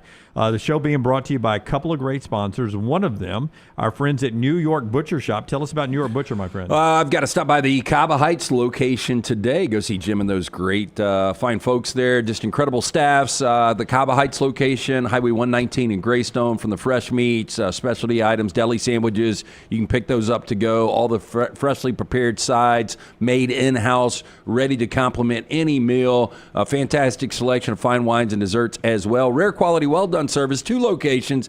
Get in and see Jim and the fine folks at the New York Butcher Shop. And if you are one of those companies that spends a lot of money on printing and printer supplies, like a car dealership, a mortgage company, real estate office, tax office, bank, pharmacy, schools, you know how much is tied up in all of the printer and copier supplies. Well, ImageCraft is here to help you. They want you to print more but spend less. And they've been doing it for a very long time. All the major brands, HP, Brother, Canon, Dell, Lexmark, Conica, Minolta, Kyocera, Rico, Sharp, Xerox, all available right there. Free same-day delivery on all in-stock items in the Birmingham Metro. Free shipping outside the area. You could see them in the store and start saving right there at the Pinnacle Shopping Center area in Trussville on Gadsden Highway, where if you use code TNR, you get 10% off. Or shop online at imagecraft.net, code TNR10 at imagecraft.net. Imagecraft. Print more, spend less. Follow Scott Forrester on Twitter at Scott Forrester TV. I'm attorney Alexander Shinar, Alabama born, Alabama raised, and ready to fight for your rights. I have one of the largest firms in Alabama, and we are here to help you get the compensation you deserve. Call me, Alabama, 323-1000. No representation is made that the quality of legal services being performed is greater than those of other lawyers. If renting is putting a dent in your bank account, here's your sign from the universe that it's time to buy a new home. And who better to help you through the ins and outs of home buying than our friends at Mortgage Right. With Mortgage Right, you don't have to worry about becoming a short notice mortgage expert because they do all the heavy lifting for you. They're trusted mortgage professionals, and they'll help you choose the right mortgage option and stand by your side every step of the way. Visit mortgageright.com/TNR to buy before renting runs you dry. That's mortgageright.com/TNR. NMLS 2239, Equal Housing Lender. Hey, there's nothing worse than waking up to a plumbing problem. Don't get caught in a flooded house. Call the guys at Hemp Hill Services. Adam, Chad, and the team at Hemp Hill are the only ones I trust to fix it and fix it right the first time. Hemp Hill Services does it right and always at a fair price. For all of your plumbing, cooling, and heating needs, trust the name that Birmingham has trusted since 1954. That is Hemp Hill Services. Call now, 205-229-2090. That's 205-229-2090. Twin Peaks is the best in the game. Here, you're in the red zone for every college rivalry and divisional matchup all season long. I mean, where else are the scenic views as good as your view of the game? Only at Twin Peaks, the #1 sports bar. We love the moments, the memories, the magic, the championships. So let's get more. More victories. More celebration. He's got a chance. He won't be caught. More unforgettable. More football. More of what you love. If you are a business that does a lot of printing, like a car dealership, mortgage company, real estate office, tax office, bank, school, or university, print more and spend less with ImageCraft. ImageCraft is located at 1151 Gadsden Highway in Trussville, just down from the Pinnacle Shopping Center, and online at imagecraft.net. They carry all the major brands like HP, Brother, Canon, Dell, Lexmark, Konica Minolta, Kyocera, Rico, Sharp, and Xerox. Shop in-store, mention TNR for a 10% discount. Shop online at imagecraft.net with coupon code TNR10. ImageCraft. Print more, spend less. Storm season is here. Make sure you have a plan of action in place right now. Greg from Pell City and Storm Restoration Roofing should be your first call when storms hit. Insurance companies love working with Storm Restoration Roofing because of Greg Nelson's name and reputation in the industry. When storms hit, call Greg Nelson. He's local, 205-542-3531. He's the home of the free no-cost roof inspection. Greg from Pell City on Facebook, 205-542-3531. It's Storm Restoration Roofing. Hey friends, if you're looking to expand your business and inform the Next Round audience about your exciting brand, contact us at sales@nextroundlive.com to be part of the team and advertise your product to hundreds of thousands of potential consumers on our ever-expanding platform. Let the Next Round help take your business to the next level. Get more information by emailing us at sales@nextroundlive.com, and one of our team members will work with you to build a plan to take your business to the next level with the Next Round. I'm attorney Alexander Shinar, Alabama born, Alabama raised, and ready to fight for your rights. I have one of the largest firms in Alabama, and we are here to help you get the compensation you deserve. Call me, Alabama, 323-1000. No representation is made that the quality of legal services being performed is greater than those of other lawyers.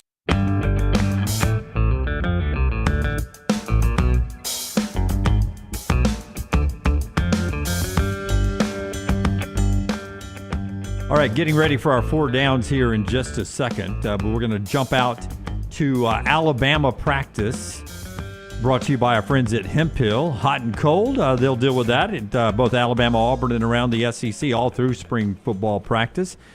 Great weather yesterday, though, as Alabama got out there, but Hemphill keeps your heating and cooling running just right. Yeah, trust the name. Birmingham has trusted since 1954 for all of your plumbing, heating, and cooling issues. Call Adam, Chad, Andrew, the guys there, 205-229-2090 or hemphillservices.com. All right, let's start with Kalen DeBoer. Nick Kelly with this great question.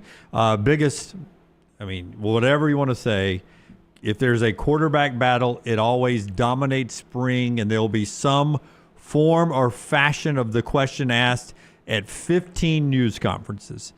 So hats off to Nick Kelly, one-time Tuscaloosa News, now AL.com, one of the great beat writers in America.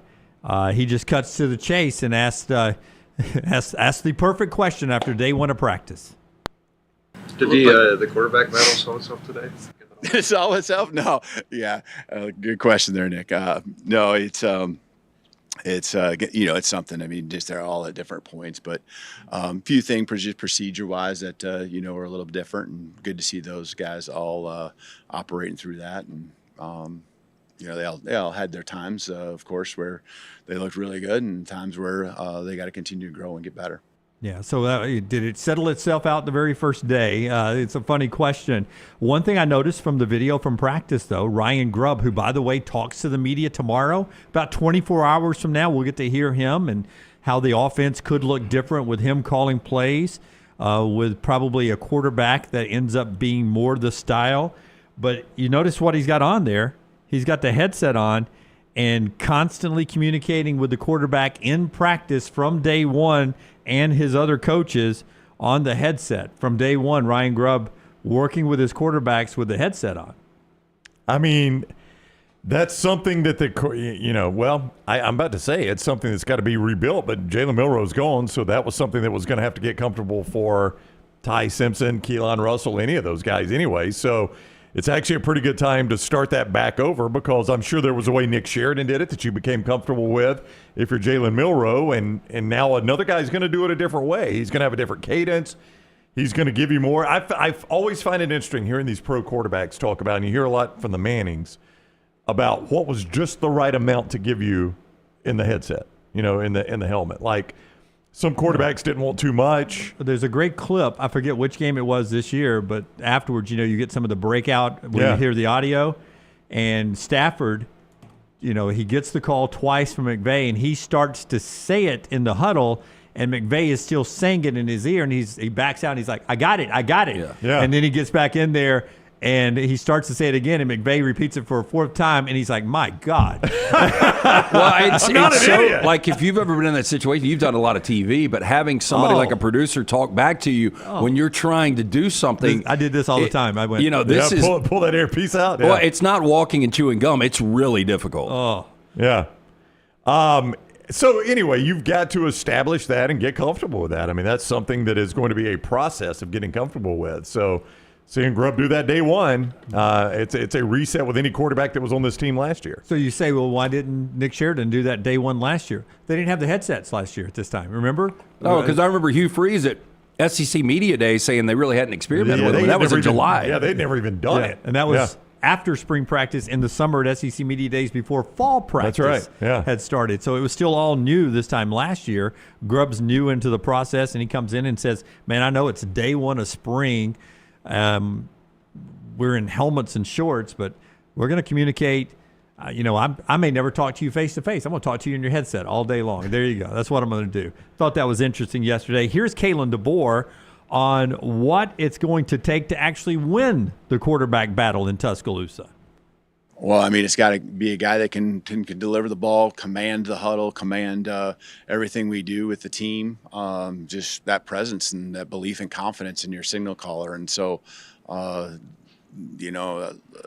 it starts with a lot of that, just the belief. But the belief comes because you're making the throws and, you're getting the ball to the guys in a fashion where they can go make their plays and reap the rewards of all the work that they put in. Yeah, that Alabama camp update brought to you by our friends at Code R Production. Tell us about Code R. It's going to be Brother Kane, Lance, coming to town. Our guy, Brother Kane. In fact, is Damon going to be in studio with us? Is that right? Damon will be in studio coming up. It's next week, I believe. Yeah, help me out. The 13th? Yeah, the 13th, Damon's going to be in studio. So it'd be good to have Damon Johnson back in. Next Thursday, it sounds like, yeah. All right, yeah. But Brother Kane coming to town, and that's always a good show. I don't know if you guys have been able to see him live recently. Brother Kane, one night only, is coming up Saturday, March 15th, Iron City. Special guest Cage Willis, Miles Morgan. Again, Saturday, March 15th. Tickets available now. IronCityBham.com. That's IronCityBham.com. Again, Code R Productions presenting Brother Kane, one night only, Iron City, March 15th. For information, IronCityBham.com. I look forward to seeing that again and talking to him in studio again. And our friends at Alabama Power. Before we get to 4 downs, one more college football note involving Bill Belichick, but tell us about Alabama Power. Well, we can't stress enough to stay weather aware tomorrow, late tonight actually, into tomorrow is when the weather's arriving this evening. Severe weather can really pop up when you least expect it. That's why Alabama Power is always ready with the tech and know-how to get your power back on fast. They got tools to prevent outages on a team, and you can call 24/7, and they're there to help you stay safe and in the loop. You can stay ahead to alabamapower.com for storm safety tips, alabamapower.com/storm. Stay safe with Alabama Power. Okay, so did you see, and I think you guys did, I don't know if you talked about it yesterday, but Hard Knocks having a hard time finding a team for the NFL right now. Eventually somebody will be forced to do it, but they are going all access. The same crew that does Hard Knocks for the NFL is going to do Hard Knocks with Bill Belichick as he takes over a college program. So now that he has to recruit, he's okay with Hard Knocks. I don't think he ever liked it in the NFL. Yeah, I think I would rather see Hard Knocks North Carolina than pick another team out there. Yeah, then if it had to be the Patriots.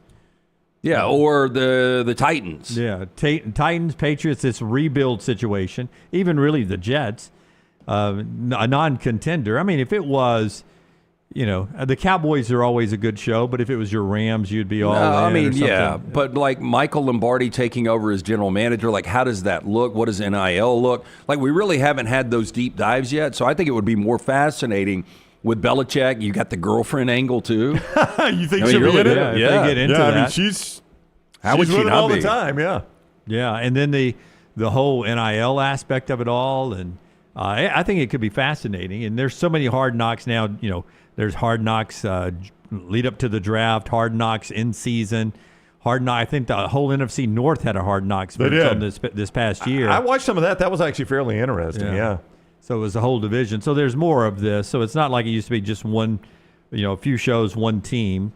And, we've gone all access, Hard Knocks style with Alabama in the past. Nick Saban allowed them in. But you're exactly right. You nailed it. For Bill Belichick, who would have never done this with the Patriots, and never, if he did, he was forced to do it, didn't want to smile about it. He's the one that probably sought this out and said, he and Lombardi's like, this is recruiting 101 to get our name out right here, and we'll make it look like the NFL on HBO here at Chapel Hill. So I thought that was very interesting. Let's do 4 downs, brought to you by our friends at Slice every day, and also our wonderful folks there. They just great pizza place. We love them so much. Yeah, 5 great locations. Stop in Lakeview, Vestavia, Montevallo, Crestline. For more information, to check out that entire menu from the Hot Mama to the Soul Pie, go online. Go to slicebirmingham.com. First down. Better 2025. Sam Darnold, who will not get the franchise tag, it looks like, from Minnesota, or Aaron Rodgers. Both locations unknown. I was about to say, where are they playing? I mean, Aaron Rodgers now, Las Vegas looks more and more. Yeah, they're in on Darnold too. Las Vegas and the Giants. I mean, could one of them end up with the Giants and one of them end up with Las Vegas? I guess in theory. I mean, Pittsburgh's still looking. I mean, Aaron Rodgers going from the Jets to the Giants, oddly now, is going to a worse situation. It's not much worse, but it is worse. Going from I the would Jets agree. to the I mean, Giants. outside of Malik Neighbors, I would say that's worse. Yeah. Ironically, I think Sam Darnold would be smart to take a 1-year deal, maybe for less money with Minnesota, have another great year, and maybe can turn that into a multi-year contract with someone else. I mean, he's a decade younger than Matt Stafford. He's only 27 years old. Yeah. So, yeah, I agree with you. Like, make $20 million, easy for us to say. Yeah. If he was franchised, I don't know what that number would be, close to $50 million. Well, I know if Higgins got franchised yesterday, and it's $26.2 million for a receiver. So it's got to be higher than that. No, I think it's $45 million. It's the top average of the top 5 at the position. Yeah. So it's got to be around $45 million. I mean, that's enough to retire on in 1 year. So I would gamble if I was Darnold and stay with the Vikings. That's probably what ends up happening if he's smart. And I think that makes him have a better year than Aaron Rodgers, no matter where he ends up. Yeah, I just think I know what you're saying with Darnold, but the chances are he's going to go have a crappy year somewhere. So if he just does a 1 year deal, maybe his last deal. See, that's he needs the Kirk Cousins treatment. Aaron Rodgers basically was begging to become a Ram because he wanted to play for Sean McVay. Kevin O'Connell's offense is Sean McVay's offense. It's quarterback friendly. So I agree. Like if you were to send Darnold to Vegas or Tennessee or the Giants or the Jets, you can go back to the Jets. But how weird is this going to be? If for some reason Darnold does sign with one of these teams and then Rodgers signs a 1 year deal with the Vikings, he would have followed the same exact path as far. That's Packers, right. Yep. Jets, Vikings. That's right. That would be crazy. I tell you, it'd be a good spot for him. If he could get on, if he could get on the Vikings now, J.J. McCarthy is the guy they like there, obviously. But if you're the Vikings, I would rather have J.J. McCarthy than Aaron Rodgers. You'd definitely rather have Sam Darnold than Aaron Rodgers because you saw it.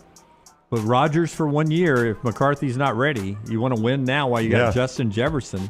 I would have faith that Kevin O'Connell could get the best of Aaron Rodgers. The best that he's got left. Well,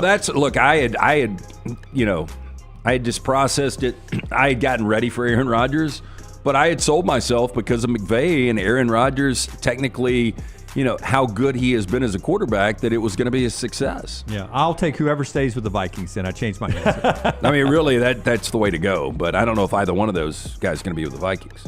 Second down. We talked about Jimmy Johnson earlier, retiring for Fox after 31 years. Ultimately, who had the better career, Jimmy Johnson or Pete Carroll? That's a really good question. Jimmy has one more Super Bowl championship. Here's the thing I would say about Pete Carroll. Carroll's got one more national championship, Pete Carroll built USC. USC was USC before, but USC was in bad years when Jimmy Johnson took Miami over. Schnellenberger built it, Yeah, Miami was in a really good spot. Seattle had never won a Super Bowl until Pete Carroll got there. He only won one Super Bowl, right? He did because of the bad play call. Jimmy won two. Won two. Switzer won that third one. Oh, that's right. That's right. But Jimmy won one national championship and Carroll won two, right? So it's 2-1 and 1-2. Yeah, I would go. I mean, I'm biased, but I would go Pete Carroll. The law of unintended consequences. Some call it the butterfly effect, whatever you want to call it. Howard Schnellenberger made in hindsight, one of the worst decisions in sports history. Yeah. So for those that don't remember the story, Schnellenberger woke Miami football up and created what became the program of the 80s. And left to take a USFL job for a franchise that was going to move to Miami and compete with the Dolphins in Miami. It was going to be an expansion franchise franchise in Miami, and they never played a snap. Well, and I never thought Miami would go away, that brand. Did you guys? Not if Schnellenberger had stayed there. I mean, he could have done exactly what Jimmy Johnson and Dennis Erickson did. I still don't know why they can't do it. Yeah. SMU just, was in a college football playoff in the ACC. So Jimmy Johnson's the coach at Oklahoma State at the time, and not tearing it up at Oklahoma State. Like, he was not killing it there. You wonder whatever happens to Jimmy Johnson. If he doesn't get that Miami job, does he become the Dallas Cowboys coach ever? I mean, it's just wild. It's just wild to think about. The career we're talking about right there really probably got jump-started because Howard Schnellenberger made an awful decision in his career. I think, relatively speaking, Les Miles at Oklahoma State was the same coach Jimmy Johnson was at Oklahoma State. I remember them being like 8-win coaches. Yeah, and I think Mike Gundy's a little bit better. Yeah, no, I would agree with you. Better. Yeah. That is crazy to think. I'll tell you what's changed about Miami is you can't keep all those I-4 South kids there in Miami anymore. Because of Nick Saban went in there and so many other schools go in there and pulled them out. I really think it's the brand of the SEC, the ability to have so many bigger games, bigger stadiums, more national TV primetime games. that it draws the kids out of South Florida. You can't keep them all home anymore. It's wild that Jimmy Johnson got the Miami job. I wonder what they saw in him because he was 29, 25, and 3 at Oak State, 17, 15, and 3 in conference. Yep. His best record was an 8-4 the year he got the Miami job. Yeah. I mean, there had to be a connection somehow. See if there's basically same thing for Les Miles, at least on I remember Les years. Miles. Yeah, Les Miles, I don't think ever had a 9-win season there, if I remember right. Yeah, felt like it was like an 8-4, 7-5. Yeah. Or I guess back then it would have been 7-4 on the getaway from Oklahoma State. All right, what's next? Third down. Draymond Green, 35. Seems older than 35, doesn't he? He does, yeah. If I asked you ultimately better career, Draymond Green or Al Green? Al Green, the great, he was a pastor and a singer. Is that Al Green? Yep. Tired of being alone, love and happiness. Let's stay together. Let's stay together. That sounds just like it. Nothing like that. The Reverend Al Green, he was referred to, I believe, right? Sure was, yep. Yeah. Great voice. I'm going to say... Still alive, by the way. I'm going to say, ironically, Draymond Green has a better career. I feel like he will do really good in broadcasting and business the rest of his life. So I think he'll stack on to what has been a Hall of Fame career, whether you like him or not. He will be a basketball Hall of Famer because of his contributions with the Warriors. Al Green nominated for 21 Grammys. No, he won, really good. That's a lot. won 11. Wow. And inducted to the Rock and Roll Hall of Fame in 1995. Yeah. That's pretty impressive. Rolling Stone in 2004 ranked him number 65 on their greatest 100 artists of all time. I don't know. I might have to go Al Green. Yeah. You say you might have to. I'm going Draymond. Okay. I think based on those numbers, I did not realize Al Green was so acclaimed in the Grammy world. I'm going to go Al Green myself. I just used to see him on one of those late night commercials that would be an album or a cassette or Time CD. Life, the 70s. Yeah, and then it would be like... Two cheeseball hosts. Like, I remember that song, don't you, Lance? Yeah. I do. And then it'd be like Earth, Wind, and Fire. And then it'd show a clip of them while all these other names are running. The Reverend Al Green. Oh, and the next thing you know, you're ordering. Yeah. I'm like, oh, my God. I can get that and pizza on the phone call? call? There was one that ran when I was at Jack State, and we would hang out at the golf apartment for lunch before going to the golf course. And there was one that always ran, and we would laugh at it every time because it was, I cannot remember the name. He did Hooked on a Feeling, I think was the name of it. Hooked on a Feeling. Blue Suede, I believe is the name of the group. Is that the name of the group? It's either Blue Suede or Blue Swede. Maybe it wasn't Hooked on a Feeling. There was another song he did, but he was so funny. The cut they used from that commercial was hilarious. We used to imitate it, but I cannot remember who the artist is now. I can't either. But it was one of those Hooked, Time Life. When you said Hooked, I was like, Dr. Hook? Nah, and I'm wrong. That's the wrong song. Hooked on the Feeling was on that reel, but I can't remember what song it was. That was a terrible story because I couldn't remember the end of it. It was on Reservoir Dogs, too. Oh, was it? Hooked on a Feeling? Do you remember who the DJ was in Reservoir Dogs? I don't. Marshmallow? It was Stephen Wright, right? Stephen Wright. The comedian? Yeah. Really? Yeah. I didn't know that. Marshmallow? A little before Marshmallow's time. That's a touch. I get credit for Marshmallow, Yeah, though, right? you do. That you know who he is. Very popular Yeah. 15 years ago. Yes. Fourth down? Fourth down. Okay, I'm very interested to see if any of you guys know who this guy is. Inventor Garrett Morgan. Anybody? Garrett Morgan came up with the Hot Pocket. He would have been 148, so probably a little bit before the Hot Pocket days. Garrett Morgan invented the... Okay, but before I'm going to ask a question, Garrett Morgan or Morgan Freeman? Well, I got to know what Garrett Morgan invented. So, two things. The 3-signal traffic light. Red, yellow, green. Yeah. That's pretty impressive. Pretty good. And one of the first gas masks. Yeah. Yeah. Yeah, I mean, we needed the gas mask a lot back in the 40s. Garrett, this one doesn't work. I mean, that was a prototype. I thought about this recently. The 3-traffic light is really genius. It really is. And I wonder what his inspiration was for that. I don't know. I didn't go deep dive on that, but when I saw it was his birthday, I was like, I wonder what he invented. No, I guarantee you how this worked was he invented, first of all, a 2-color traffic light. And there was a massive wreck, and he's like, we probably should give him a warning before it goes to red. We can't just go from red to green. Think about how many times that has been used in other situations in life. Like our lunchroom in middle school, we had that we light. did too. Yeah. And when it got loud, it'd get red, and everybody had to shut up for the rest of It lunch. was complete silence if it was red. If it was yellow, you knew you started to need to calm down a little bit. Yep. And it was massive, too. Ours was huge on the wall. We didn't have that at all. There's an age joke. That was there, the one time we could talk. Was in the lunchroom? Yeah. And when it's too loud, it sacks. Oh, lunchroom man. gets loud. That's a problem. It was a free reign. W.E. Cannell, the great principal, did not want you loud. It says here Morgan spent most of his teenage years working as a handyman for a Cincinnati landowner. Yeah, why not? Yeah, I bet he didn't get Repaired money. sewing machines. I bet he didn't get money for that stoplight. I would tell you that, do y'all even notice the stoplights usually when you're riding around? Like, unless it turns red, like I drove around in a daze a couple times yesterday, and a couple times on 280 yesterday, I went through an intersection. I was like, well, I hope that was green. Yeah. But I think you just notice it. No, I've done that before. Like I look at, it's how people die in traffic accidents. I All the look time. in my mirror to see if people also are going through the light behind me. I'm like, did I just run a light there? And then, okay, I'm safe. Well, I've done that before. I'll zone out or just get locked on the 100%, road, yeah. and then I'll look behind me and be like, oh, there's 5 more cars behind me also going through. Yeah. There was one, I was turning left on 280. I was coming out of the dog park yesterday, and if I would have gone on green, I would have gotten T-boned. Oh, I got where I wait because I've seen that I a couple try of times to, too. now. Yeah. Like I give it a beat before I go. I don't know why, but I think I've seen that almost happen twice.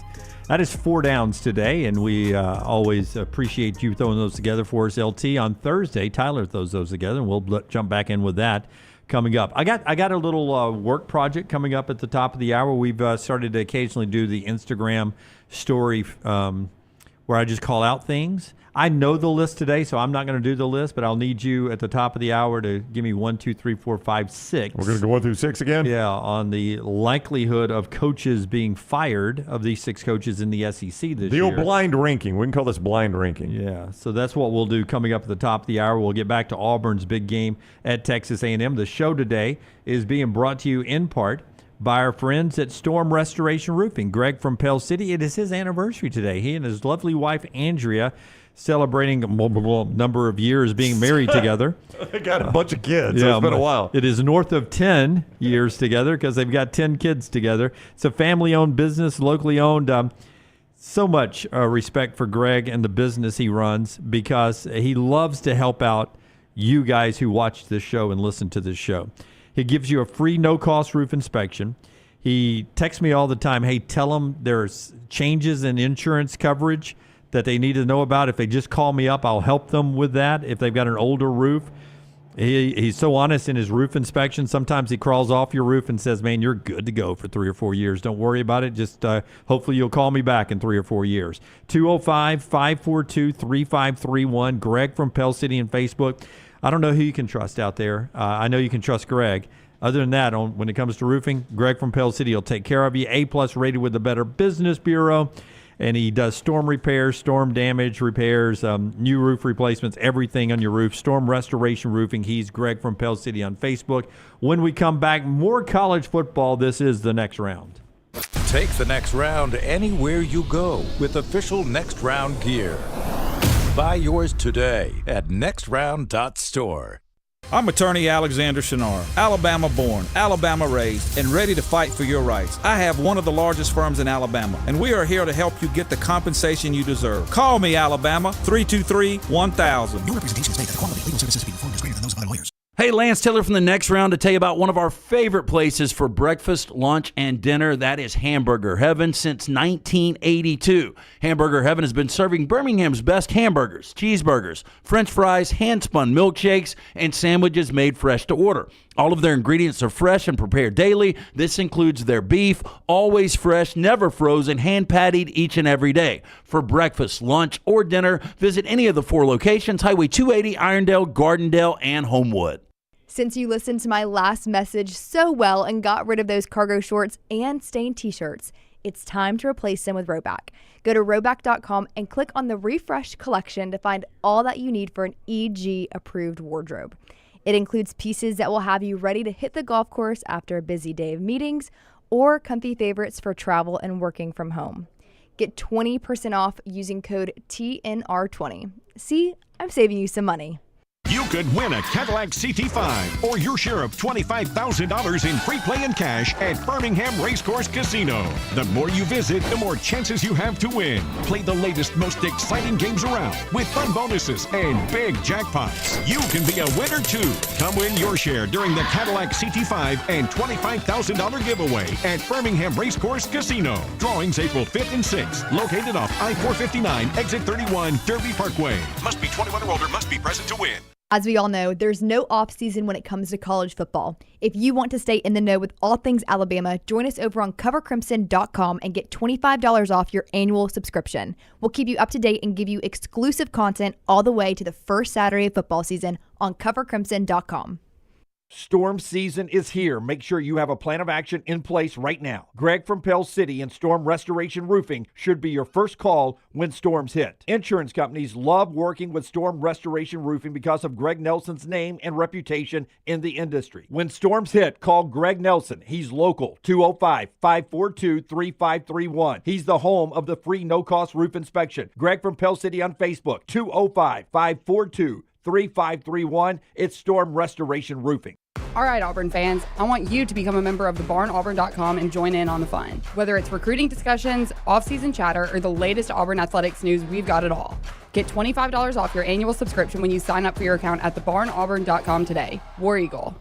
If you're looking to expand business and inform the Next Round audience about your exciting brand, contact us. Send an email to sales@nextroundlive.com to be a part of the team and advertise your product to hundreds of thousands of potential customers on our ever-expanding platform. Join our existing partners in the fastest-growing media space, both live and on demand, and reach the most desirable audience for your business. Get information and more by emailing sales@nextroundlive.com, and one of our team members will work with you to take your business to the next level with the Next Round.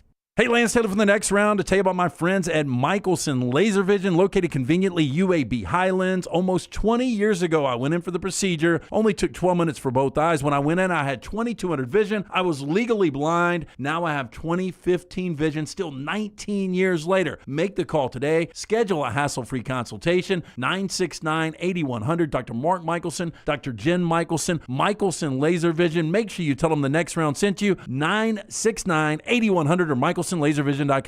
I'm attorney Alexander Shinar, Alabama born, Alabama raised, and ready to fight for your rights. I have one of the largest firms in Alabama, and we are here to help you get the compensation you deserve. Call me, Alabama, 323-1000. No representation is made that the quality of legal services being performed is greater than those of other lawyers. Jim Dunaway, Lance Taylor, Ryan Brown. Live from the Birmingham Racecourse Casino Studios, the Next Round, presented by Bud Light, is on now.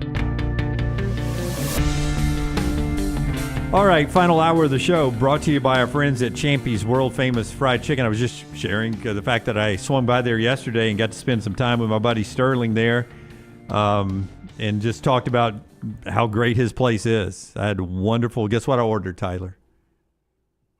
Two big breasts. What'd you say? Two big breasts. Tamales. Yep, tamales. I had the two big breasts. Sampler platter. I talked to Sterling this morning, and we need a location. He needs a food truck right outside of our curb. Yeah. Well, he said he's ready to bring food up here again. Let's go. And he said, who's stopping him? Well, he said last time he brought it up that everyone was on a special diet or something. I said, let me tell you, the Stallion sent us donuts the other day. I ate one. Not a single one of you guys ate a freaking donut. I did not. 11 donuts were left, including you, Tim. I don't think Tyler, Tim, or Scott is on a special diet right now. Am I wrong? Yeah, nobody on a special diet. No, you're wrong. Yeah. Oh, you are, Scott? Yep. Would you eat Champy's if they brought it up, though? Give me some grilled chicken or some wings, Sterling, and I'm all over it. Okay, so what's your deal on French fries? Because I know that's your favorite. Are you staying away? I've not been doing fried food. What about you, Melton? You're 6'11". How did you not eat one donut the other day? I'm sorry, Jim. I will make it up to you by eating Scott's donut the next time donuts are available. I mean, book by cover, Melton could eat 100 wings. And stay in the same shape he's in. Yeah. Like it wouldn't even faze him. Speaking of wings, though, I did talk to Sterling about our new hot ones today. He was mentioning that yesterday. Yeah. You know what he wants to do? he said, in a loving way, he said there are some loud mouths in the chat room that he thinks we should bring one or two of them up too and let them so he can cook their mouths a little bit. He thinks they want that. Yeah. Well, he thinks that they are big talk in the chat room, but if they that hot, the wings aren't that hot. He thinks he could burn them up a little bit. Yeah. Well, we were going to do backroom challenge this time. Yeah. Because we've endured it. gonna need some convincing. Tim does not like spicy food. Tim is not excited about this. He is refusing to do this, and I just think he needs to be convinced. I will just turn into a puddle of tears. That's my biggest issue. I mean, you got to do it for the content. Yeah, I mean, we did it. Yeah. I like spice. I just can't handle it. Yeah, well. it wasn't the I tell you guys all the time back there, it wasn't the spiciness. It was that some of the salsas tasted like crap. Yeah. It was the taste more than the spice. Some of them aren't meant to dip chicken in. Yeah, they're meant to take a few drops and put them in a pot of chili. See, Tyler, Forrester was here, but you and Melton weren't here. But like a lot of the wings didn't get eaten, so Sterling took them back. He bagged them up, took them back to the kitchen at Champy's, and a couple of employees got into them not knowing what they were. Oh, no. Is that true? Oh, yeah, that's true. Oh, no. Well, I told him yesterday. No. I got some of them. Sterling bagged some up for me. I told him yesterday, I said, you know me, Sterling. Lance is saying he wants the back room, but I have so bad FOMO, I will eventually want to do it too. I don't want to be left out. I really have no desire to do it again, Brown. Not with the taste of those. The heat never, only once or twice. Sterling's design, right? I'm fine with Sterling's design. Yeah. I mean, we're not going to order that kit again, right? That kit was awful. We had talked about the kid. Oh, okay. Oh, you got to do the hot wing sauces? It's a hot ones challenge. Otherwise, we can just call it the hot wing challenge. Hot ones needs to get better tasting sauces. I think they've updated them. Yeah, but I mean, if it was Sterling's creation, it would just be delicious wings that are hot. I think everybody would battle through that. I think part of it is how disgusting some of those wings flavors they are. were bad. No, if it's not all Sterling sauces, then I'm out there. Okay. Lance was dressed like a 1980s. Have you ever watched it, Tyler? Lance was dressed like a 1980s NBA All-Star. Yeah. I've seen a couple of the pictures that Scott puts up in commercials. It was like, of everything we've done up here, I haven't been nervous, I think, with anything outside of the day we went live for the first time. Yeah. But hot ones, I was really, really nervous, and I couldn't figure out what my strategy was going to be. Is it going to be beer, milk? Is it going to be had them all. lemons? Is it going to be ice? Yeah. Wait, you guys were drinking milk during the challenge? You have to. Yeah, it was. I didn't. I had I had beer water and the whole ice. time. I had the milk, and I was drinking because the milk takes the heat away. Yeah. That's why I don't know you're if not it supposed does. to do it Yeah. during Yeah. the challenge. That's the challenge part. Oh, Tyler, rule book over there. Yeah. But I was afraid for the milk to go down in my stomach because I didn't want it to curl down there. So I was swishing it around in my mouth and then spitting in a bucket like I was in the disgusting. corner of a boxing ring. Is it curl or curdle? I don't know. I think it's curdle. Curdle. I don't know. Dude, I'm from Alabaster. I'm aware, Jeff. Yeah, I'm aware. You know what else is in Alabaster? Championship. There we go. Thank you. Yeah. Highway 119 in Circle. Alabaster. Oh, there's the video. Look There's at the Scotty video. with the video. Yep. when did you guys get your first 3 traffic light in Alabaster? You remember it, right? No, we had Do they have them now? We had two when I was born. I forgot Lance had chocolate milk. Yeah. Y'all had 2 And stoplights. Pepto. Yeah. Yeah, you did have Pepto too, Lance. And sweatbands. And Lance kept swishing his mouth and spitting in the trash can. He at least hit I the trash remember can. Dunaway got so splotchy. Yeah. I did. I started getting red splotches in my face. That's available. You can go watch it. Do you still. think if the Sean Evans guy, who does a fantastic job with it, do you think if he continues to do this, somebody will die in the middle of that? I'd be more worried about him doing it every week. Yeah, his intestines are shot. I mean, Have to be. I imagine he's just terrified to go to a doctor and see what's going on. Yeah, he's like a bunny rabbit or a chocolate bunny. He's hollow. Chocolate bunny. That's part of our history there. Show 901 today as we tell you this hour brought to you by Champy's Chicken on Highway 119 in Alabaster. Go by and see Sterling for lunch and dinner. All the great food there, including the Mississippi Delta recipe tamale. Great customer service, champyschicken.com. All right, get your dry erase board out. Brandon Marcello has given you 25 storylines at CBSSports.com. As we go into the 2025 season. One of those was this fact, and we knew it, but I hadn't thought of it in a while. Every coach returns in the SEC this year for the first time since 2019, LT. We didn't fire anybody last year. You think about the guys that were on the hot seat. I mean, Billy Napier was that guy, and you got to give him a lot of credit. the way he was able to navigate that. But outside of Billy Napier, nobody was on the hot seat.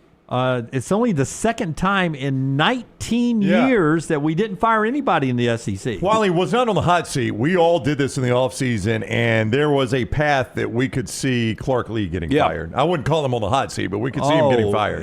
Preseason, he was on the hot seat. I don't know if I'd say hot seat. It was just like, look, at Vanderbilt, it's two win season. I think when we looked, I think their win total was 2 or 2.5, and we said if it goes under, then there's a good chance he can get fired. We had no idea they would be what they were. Thank God for Diego Pavia. Yeah, that's right. Unlike Billy Napier, again, I think Billy Napier's still on that hot seat. I think Clark Lee has bought himself a couple of years with that 7-6. There's no doubt. That being said, how many guys are on the hot seat this year? I've got 6 guys who could be fired at the end of the year, according to Brandon Marcello. Okay. 6 guys that could be fired at the end of the year. I'm going to call one out, and then you rank it Instagram story type. I'll call a name out, and you say 1 most likely to be fired, 6 least likely to be fired on this list. All right. First up, ironically, Billy Napier. Where do you put him on the list? I'm still going to put him in the middle, Lance. I'm going to go 3. I got him 3 too. You know how tough the schedule is. I do. Yep. I think the way he finished, it leaves a good taste in your mouth. So you got a good taste in your mouth starting the year. They, if I remember correctly, open at Miami. You win that game. You continue that momentum. Tough schedule. It is a tough schedule. I'll say this, though. Not only did he have the pressure last year, but he brings in an untested raw quarterback who plays so well down the stretch. And not only did they start winning games, they got their crowd back. The Swamp at the end of the year seemed like the old school Swamp. Very good. So I think that is very, very important when you look at the status of Billy Napier. But I am going to go middle of the pack because that schedule, as Scott just pulled, is still a brutal schedule. Am I right? Is that Miami at the top? Was I wrong about that? That is not Miami. No, that's McNeese, I think. McNeese. Yeah. So they don't play Miami. No, they do. September 20th in Coral Gables. Okay, Game my 4. apologies. Yep. Okay, it was just not at the top of the schedule. They my play apologies. South Florida in week 2 as well. Yeah, so yeah. LSU, I forgot about the Miami. weird team they opened with. Put it this way. If they get out of September unscathed, yeah, if you can win at LSU and at Miami, I mean, God, Billy Napier, he can't catch a break. He finally saves his job, and we're saying, he's got to win at LSU and at Miami. I will tell you, though, if they were, regardless, I think that is a difficult game for Texas coming off the bye for Florida. Oh, Texas at Florida? Yep. And then they're at Texas A&M. Then they get sort of a reprieve with State, open week Georgia. Then at Kentucky, at Ole Miss, home to Tennessee and Florida State. Listen, tough schedule. They had all kinds of quarterback injury issues. They were in that game with Georgia. I mean, Carson Beck had thrown 3 interceptions in that game, so that wasn't like this lopsided blowout that it has been. 6 guys that could be fired this year, according to Brandon Marcello, CBSSports.com. Hugh Freeze is next. Where do you put Hugh Freeze on the 1 to 6 list? Now, I'm not doing the list because I can see it, and that would be an unfair advantage. I would. So Brown, he's going to be on one side or the other. He's getting spooned, or he's spooning Billy Napier. And I am going to say that he is going to be big spoon here. I'm going number 4. I went number 5. Okay. I did not think of the spoon analogy right away. I am going to go number 5 with Hugh Freeze. Very Dunaway-like thought process. Yeah, there is a path to get Hugh Freeze fired, and I just don't think he's going to go all the way down that path. I mean, I think it probably legitimately takes 6 or 7 wins. I hate to say this, but the cancer diagnosis does soften it a little bit. I mean, you're not going to fire a guy with cancer. Yeah, I don't know, man. I don't think you would. I would hope there's a human element in there with that too. But I mean, if we had an employee that was on the chopping block, God, I hope and it was not. like, well, they got cancer, it would be the pros and cons, and I'd be like, we got to give it another year. So I do think that does soften it. I probably would have had him at 2 above Billy Napier if it wasn't for the cancer diagnosis. Huh? Yeah. Wow. Next on the list, there's only 6, Brown. I'm aware. Brian Kelly, LSU. Is there a path to him being fired? I mean, look. I'm saving number 1 because I know who I want to put number 1. I'm going to put him number 2. So you think he could be fired? Oh, yeah. I think. Wow. Jim, if they miss the playoffs. You two are extreme. No, I'm not. I got him at 6. Brian Kelly ain't getting fired. Oh, yeah. There's zero chance he gets fired. Zero chance. Zero chance. First of all, the buyout is insane. I think they've got way too much talent, and he hadn't had a disaster season at all. He hasn't, but he also hasn't made the playoffs. And I think if you are going 4 years missing the playoffs at LSU, that is unacceptable. Yeah. You would grant me that's no, unacceptable, right? I agree. Yeah. But I also look, he's a much better coach than Ed Orgeron. That's obvious. 100%. Much better coach than Les Miles. Just got to give this guy a little bit of time. I saw Pate, our boy Josh Pate, had done a show, and he must have been doing the 10 most accomplished, 10 best, however you want to word it, college football coaches in America, and had Brian Kelly in the top 10, and that's what he was getting the most flack over. And he's like, guys, I mean, I know people don't like the guy, but just look at his level of accomplishment and tell me he's not a top 10 I most think accomplished he's a coach. top 5 coach right now. Yeah, I mean, X's and O's, I don't know, but when you talk accomplishment, this is a guy that has coached for 2 national championships. Well, he's been in the playoffs. He's coached for a national championship and back in the playoffs. And even in his Twice. bad years, played for an SEC championship, guy won a Heisman Trophy. What were you going to ask me? I know the list already. Yep. That is your stuffed shells. Rick Pitino this past weekend did this on the St. John's Instagram site. The top 5, his top 5 favorite Italian dishes. And did he put Susan number 1? Oh, wow. Was that her name? I don't know what her name was. So about was that an appetizer or dessert? That would have been a great joke by Pitino, yeah. I think stuffed shells was the third one out. He ranked them way too high compared to what was left. I think that is your stuffed shells, which, by the way, are fantastic. I like stuffed shells. But there's probably a chicken parm coming up here pretty soon. Oh, I had a great chicken parm last Thursday night at the place that you go. Oh, did they not have what I recommended? They said they probably could do it. I didn't want it. I was the dude I was with. I think he would have liked it. Yeah. Stuffed shells is what I used to get at Lavoie's. They had the best stuffed shells in the world. So good. I love pasta and cheese. Oh, so I do. Just because I'm pretty much a bachelor any night that Maddie's not in town. And so I've just got these little the pre-bagged pasta that's like a 4-cheese tortellini or whatever. Oh. You dump it in. It literally takes 4 minutes. It's so good. Yeah, and they're fantastic. So good. Love that kind of stuff. And it's easy. Next on the list, Mark Stoops of Kentucky. Brandon Marcello, CBSSports.com, says there's a path to him being fired. Now, his buyout seems to be pretty big. That's why I'm putting him 6th. I'm putting him 5. I don't think it's accomplishment related at 6, but I think it's buyout related at 6. Well, I think it's accomplishment and buyout. Yeah. I know you shit on him all the time. It is an awful, awful football job. So overrated. The guy has. I don't know how you can say that. He won 10 games at Kentucky. Yeah, but he beats all the bad teams, never beats anybody that's any good, ever. Loses to the good teams every time he plays them. Well, I mean, he's beaten Florida.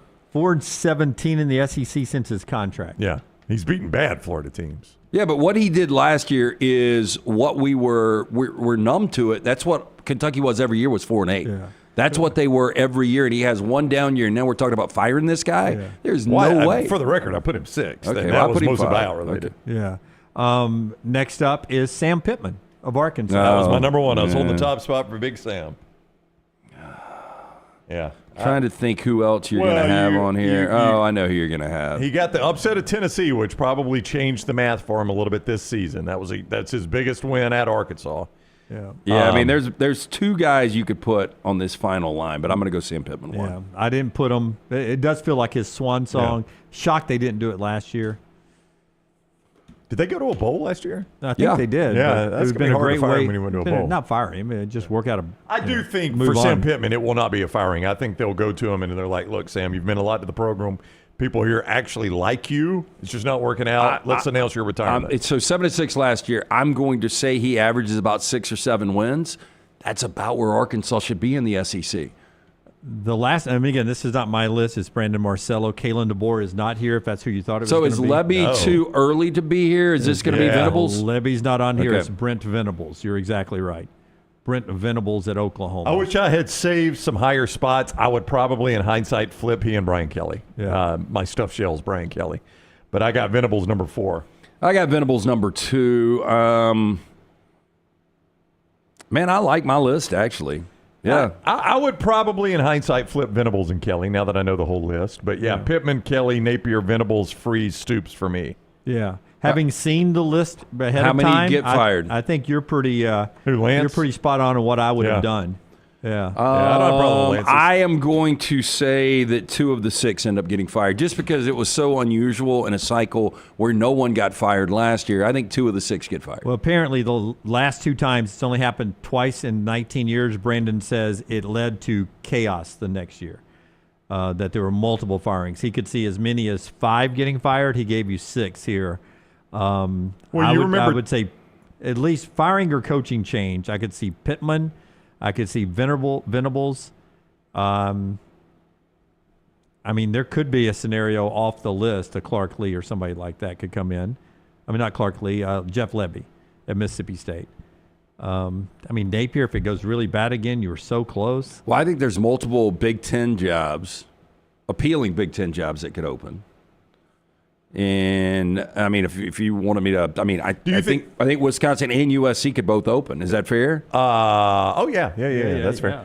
Venables buyout at the end of the year. You guys tell me, big buyout or not? By the way, in Iowa, just based on retirement, could happen. Yeah, but just based on terms, and I'll see if it's all lump sum or what. Probably not. $34.9 million. Is that doable or not? Is Venables? That's Venables at the end of this year. Yeah, if it's not lump sum, if it's oh no, here I got it. What it is, Jim? It's yearly. It's split up into for the remainder of the contract. So yeah, I don't think that buyout's not keeping him there. I don't. You know, where would they go though? I mean, I know Oklahoma's it's a really good job. Yeah. I mean, I wasn't crazy about the hire when they made it. Yeah. Yeah, I mean, I don't think he's going to be there long. I mean, here's a guy we always put in other jobs, John Summerall. Would you take John Summerall at Oklahoma? You think that's too big of a jump? I think we like John Summerall maybe more than others, but no, I don't think it would be too big of a jump. I mean, we love John Summerall. He didn't finish the season the way he wanted to, obviously, and that probably hurt him a little bit. I know you don't love him, but would you rather be Dabo Swinney at Clemson and the future of Clemson in the ACC? Yes. Than you would Dabo Swinney taking over the great Oklahoma program and starting over? Yeah, I mean, because I know even at Clemson last year, look, they had to win the ACC championship, but if SMU can get there as an at-large, Clemson should be there every year. They really should be. Dan Lanning, one day we believe, will be back in the SEC. Oklahoma, does it fill enough SEC for him yet? Nope. No, not to trade Oregon in for. I would not trade Oregon in for Oklahoma. There's probably only 4, maybe 5 jobs in the SEC that I would trade in for Oregon. Yeah, I don't think I would take Florida now. Instead of Oregon? Yeah, I don't think I would. Now, the only thing that would give me a little hesitation here is the travel. The only thing I've always said about Oregon is everybody has left there for another job. So there's something we don't see, don't you think? Yeah, it might be Phil Knight. I don't know what it is, but, Chip Kelly was there, and he got the itch and went to the NFL. And then Showboat Willie was there. He came all the way back to the state of Florida, to Florida State. There was one more. Who was Helfrich. Helfrich was the one that got fired. Yep. That's the only one that's gotten fired, and it just didn't work out. But other than that, everybody's been there for a beat, and then they've left. Tyler, give me the spotlight here. That was part of our spotlight there. Brought to you by our buddy Alexander Shinara. The College Football Spotlight. And the Shinara College Football Spotlight, we do it every single day on the Shinara Spotlight, as Jim said, is presented by our friend Alexander Shinara, trial attorneys, a national firm with southern roots. Their mission was to create a firm that could handle any issue his community faced, and they handle all of that right now. Personal injury, as you know, but also claims for fire and storm damage, bad drug and device claims, disability, workers' compensation, and a host of other claims. If you find yourself in need of an attorney, call the Alexander Shinara Trial Attorneys. You pay nothing unless they win your case. In our spotlight today, we're looking at great college players coming out of the NFL Combine whose stock is dropping. Our highlight today is Shedeur Sanders, who, according to one of the quarterback coaches that was in an interview with him at the Combine, said he was brash and arrogant during the conversations our team had with him. Do they get cable? Yeah, right. Have they not watched the Colorado season? Did they go through 5th grade science and understands what DNA is? Yeah. I'll never forget one of the greatest quotes ever. I think it was the draft in the spring of '93.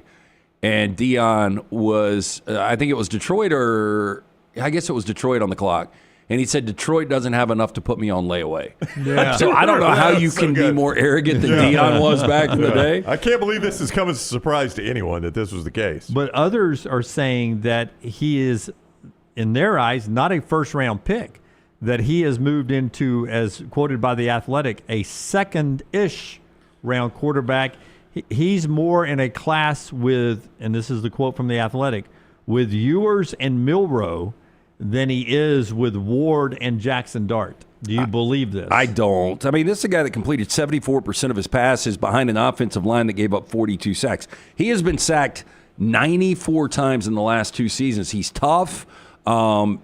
He is, along with Travis Hunter, the main reason they won 9 games this year. Brown, is this 51 days from the draft? Is this the start of people It happens every year. Playing poker and trying to say, oh, that guy, we're not interested in that guy, and then somebody swoops back around and grabs him? It happens for the vast majority of the players in the draft is we build them up, and then over the last 90 days before the draft, we just absolutely tear them down. And you wonder if some of it is teams that really want to draft Shedeur Sanders, so it helps them to start releasing bad info, so maybe his stock drops in the eyes of some other NFL teams. I wouldn't think that would be an effective strategy, but you always wonder if that's a strategy people are using. Another part of this story, Brown, it says if the Raiders want him at 6, he'll be available. Well, that's not exactly dropping. I mean, 6 is still a good spot. Yeah. Yeah, I mean, 6 I mean, is, if you, no, yeah, I know. You're going I'm to just the saying, top 10. Yeah. I'm just saying there was one point that people were talking about trading up to make sure they got either Cam Ward or Shedeur Sanders. Let me ask you, let's take Cam Ward aside, because I think most people are in agreement he is the best available quarterback. But you give me any of these other quarterbacks, if they would have played at Colorado the last 2 years. Again, he was sacked 94 times. He had over 70 total touchdowns the last 2 years and only 13 interceptions. I don't think anybody, including Cam Ward on the board, would have produced. I don't that. think they could have. Yeah. I really don't think so. Here's the flip side of it, though. If you fall out of love with Shedeur Sanders, there are so many teams right now that need to draft quarterback. You're going to have to draft probably Jalen Milroe or Jackson Dart in front of him. Well, I think here's a decision you might have to make. Would you rather have Sam Darnold or one of these guys like Shedeur Sanders? Sam Darnold, but it's just such a short-term fix. How good is my roster? You say it's a short-term fix. It's not. You can go out and you can give him a contract. No, but how long does Sam Darnold have left in comparison to a rookie? Well, I mean, he's 27. Yeah, if you think he can play like he played last year. You don't think so. You I think don't. So? Yeah. I think it's Kirk Cousins all over again. But my problem is I feel like with Sam Darnold, I'm probably going to be right back in this position in 3 or 4 years where I'm going to have to draft again. Yeah, well, if I knew if I was going to get 3 or 4 quality, if I could get 3 or 4 of the years you got from Sam Darnold last year, I would take that. Yeah, I would probably, if I knew I could do that, I would do that and then see what that draft looks like in 4 years. I'm not crazy about this quarterback draft if I'm an NFL team. Oh, no. I'm not crazy at all. Like, I don't even know about Cam Ward. I agree. I think he is far from a lock to be a great NFL quarterback. Yeah, I feel pretty good about Cam Ward, and I feel pretty good about Shedeur. Like, as far as being starting quarterbacks, guys that are ever going to win championships, I'm not sure. But I think they are good enough to be quarterbacks that will be starting for a good, significant time in the NFL. I think I'm with Brown that this feels more Kyler Murray than it does Jaden Daniels. I could see that, and Kyler's like this. Yeah. In some really good years and some really bad years. Or good weeks and bad weeks and backing them up. That's our Shannara Spotlight today, coming off of the Combine weekend. One of the great college stars, Shedeur Sanders, who's getting some mixed reviews at best coming out of the Combine. And the Spotlight, the Shannara Spotlight each day, presented by Alexander Shannara Trial Attorneys, a national firm headquartered in Birmingham. 24 years, they've delivered more than $2 billion in recoveries, maintaining Alexander's core values: integrity, mastery, passion, and success. Alexander Shannara Trial Attorneys. Hey, by the way, Chris Del Conte, the Texas athletic director, says when asked about the SEC going to 9 games and all the stuff that is changing in college athletics about Texas's out-of-conference schedule, he says, don't worry about Texas's out-of-conference schedule. We believe our brand should always play the great brands of college football. In fact, we consider our brand the best, and the best should play the best. And that's why you see, is it Texas, Michigan, or Texas, Ohio State? Texas, Ohio State. Texas, Ohio State. If you give me 2 seconds, I'll tell you who that brand is playing coming up. He beyond says, that. Del Conte says, we will not change. If we go to 9 SEC games, we are going to keep playing great out-of-conference games. I love that attitude. It is I do too. Our brand deserves to play great other brands in college football. I love that attitude. That's great for the fans. So they've got a home-and-home with Ohio State. They've got a Michigan game coming up. That's the return. That got split somehow, 2027. A home-and-home with Notre Dame after that. They haven't really finished out beyond 2029. They do have a home-and-home with Arizona State. I wouldn't call that great brand versus They've great always brand. done this. Go back. Yeah. There was home-and-home with Notre Dame. They had the home-and-home with Alabama before. Yeah, LSU. Yep, They played LSU. Vince Young was at Ohio State, right? The Vince Young year. Yep. They had that big win in Columbus, I believe. So I mean, I will credit Texas. They don't shrink away from playing big name out of conference games. Yep. Yeah, I'll give him that. Yeah. So and I love that attitude he's got. I do too. Now he's probably saying that knowing that they may have the Big Ten SEC Challenge. Maybe so, but I don't want that though.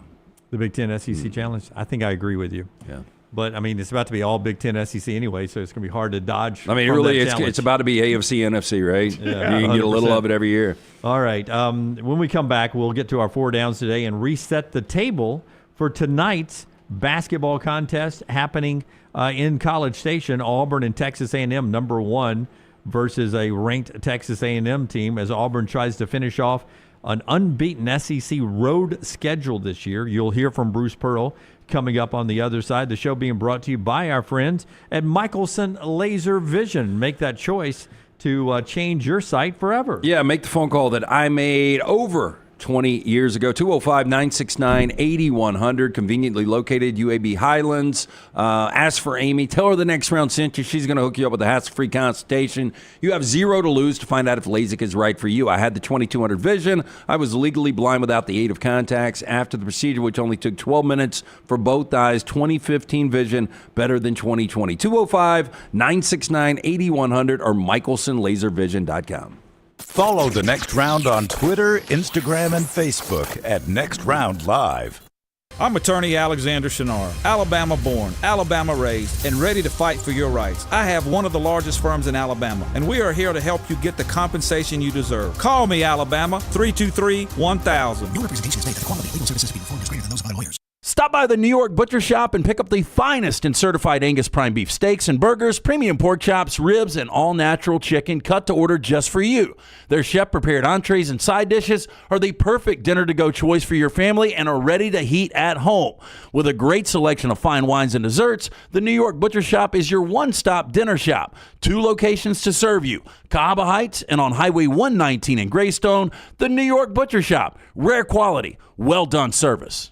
Storm season is here. Make sure you have a plan of action in place right now. Greg from Pell City and Storm Restoration Roofing should be your first call when storms hit. Insurance companies love working with Storm Restoration Roofing because of Greg Nelson's name and reputation in the industry. When storms hit, call Greg Nelson. He's local, 205-542-3531. He's the home of the free no-cost roof inspection. Greg from Pell City on Facebook, 205-542-3531. It's Storm Restoration Roofing. You could win a Cadillac CT5 or your share of $25,000 in free play and cash at Birmingham Racecourse Casino. The more you visit, the more chances you have to win. Play the latest, most exciting games around with fun bonuses and big jackpots. You can be a winner too. Come win your share during the Cadillac CT5 and $25,000 giveaway at Birmingham Racecourse Casino. Drawings April 5th and 6th. Located off I-459, exit 31, Derby Parkway. Must be 21 or older, must be present to win.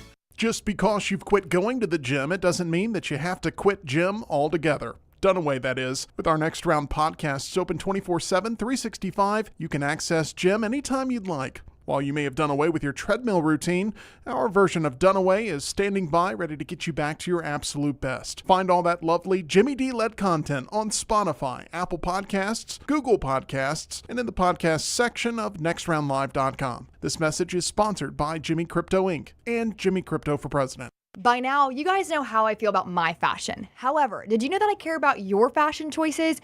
Cargo shorts are out, flip-flops are only appropriate on the boat, and please throw away that stained t-shirt from college. You may be thinking, EG, that's all I own. What do I do? Here's what you do. Go to nextround.store and fill your cart with a wardrobe that is approved by me. Stock up on logo t-shirts, hoodies for football season, and hats for every day of the week. Trust me on this one and head over to nextround.store to get stocked up for this season. Hey, let me tell you about our friends at Urology Centers of Alabama. Compassionate and comprehensive urological care with 35 physicians, 17 locations across Alabama. Their patient-centered approach to all of your urological needs. Remember, they've got that new men's health center. It is beautiful, helping men with a wide range of sensitive male issues in a comfortable environment. You can always go online, visit urologycentersalabama.com, schedule an appointment with one of their many urologists today.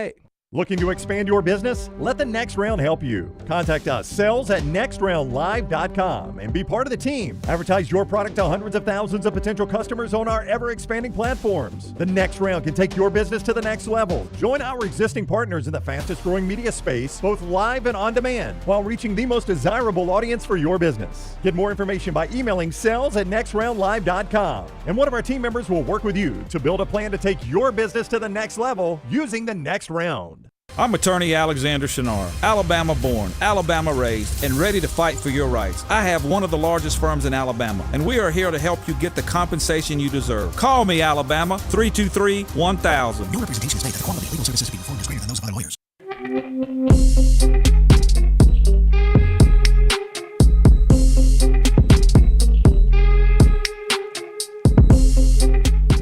Okay, more basketball news in just a second. Before Brownie tells us about the Birmingham Stallions starting their season and how you can be a part of it, I did not get to it yesterday because I wasn't here, but I had put this down. Going into the weekend, Commissioner Rob Manfred had said that he was looking at and likely going to honor a petition from Pete Rose's family, and he's seriously considering reinstating the Hit King, which would open up the path to Pete Rose joining the Hall of Fame. I'm glad Pete's around to enjoy this. That's what sucks. I know. I mean, we waited all this time. And you knew it would happen. And you're going to do it after the guy died. I mean, that's just silly. And then after Rob Manfred made that comment, President Trump says that he is considering issuing a pardon for all of Pete Rose's transgressions.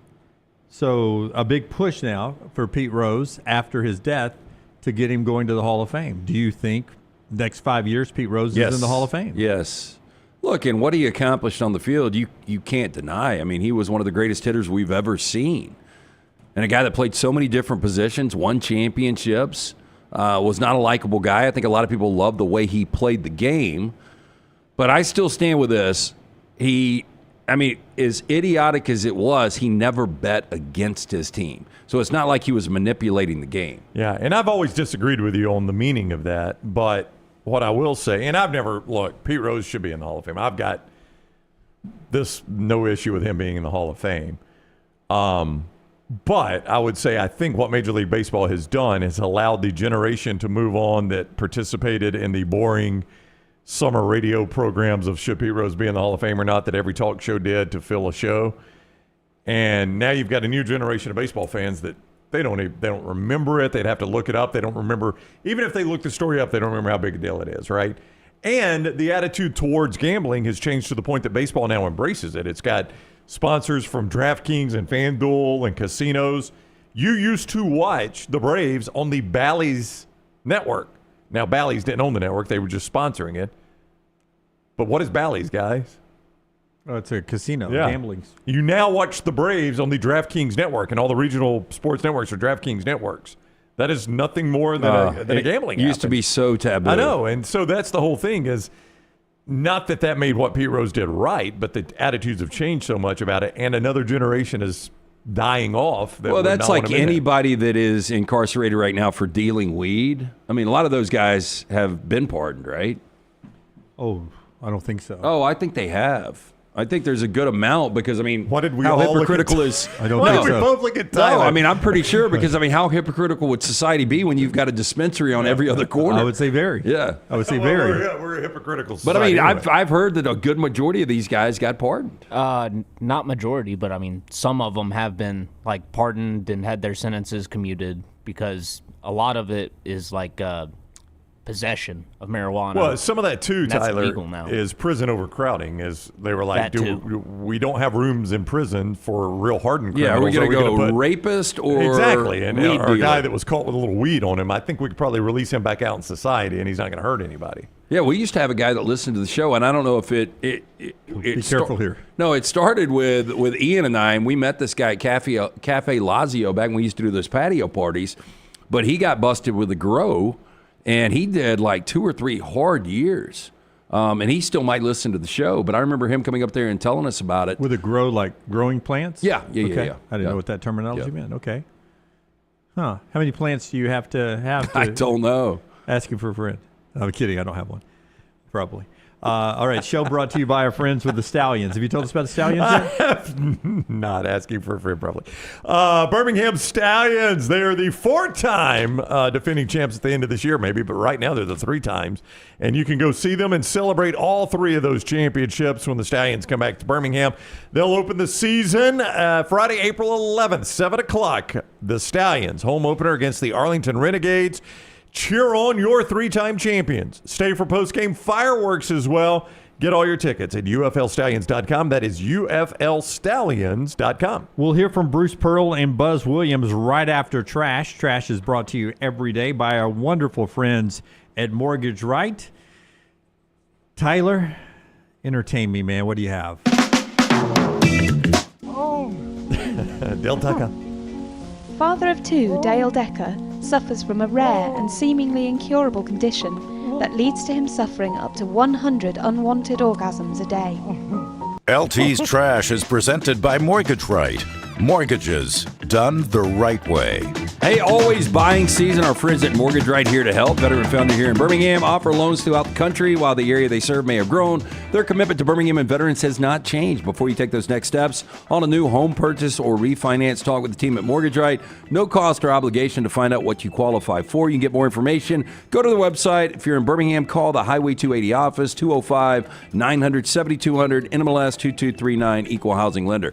Real quick on the grow on the plants, like I've never done drugs in my life outside of weed, and I didn't do weed back in college, but I had a roommate that passed away, and I remember the cops questioning me after the fact, just normal procedures, but they found a plant that he was growing. Did that give him time?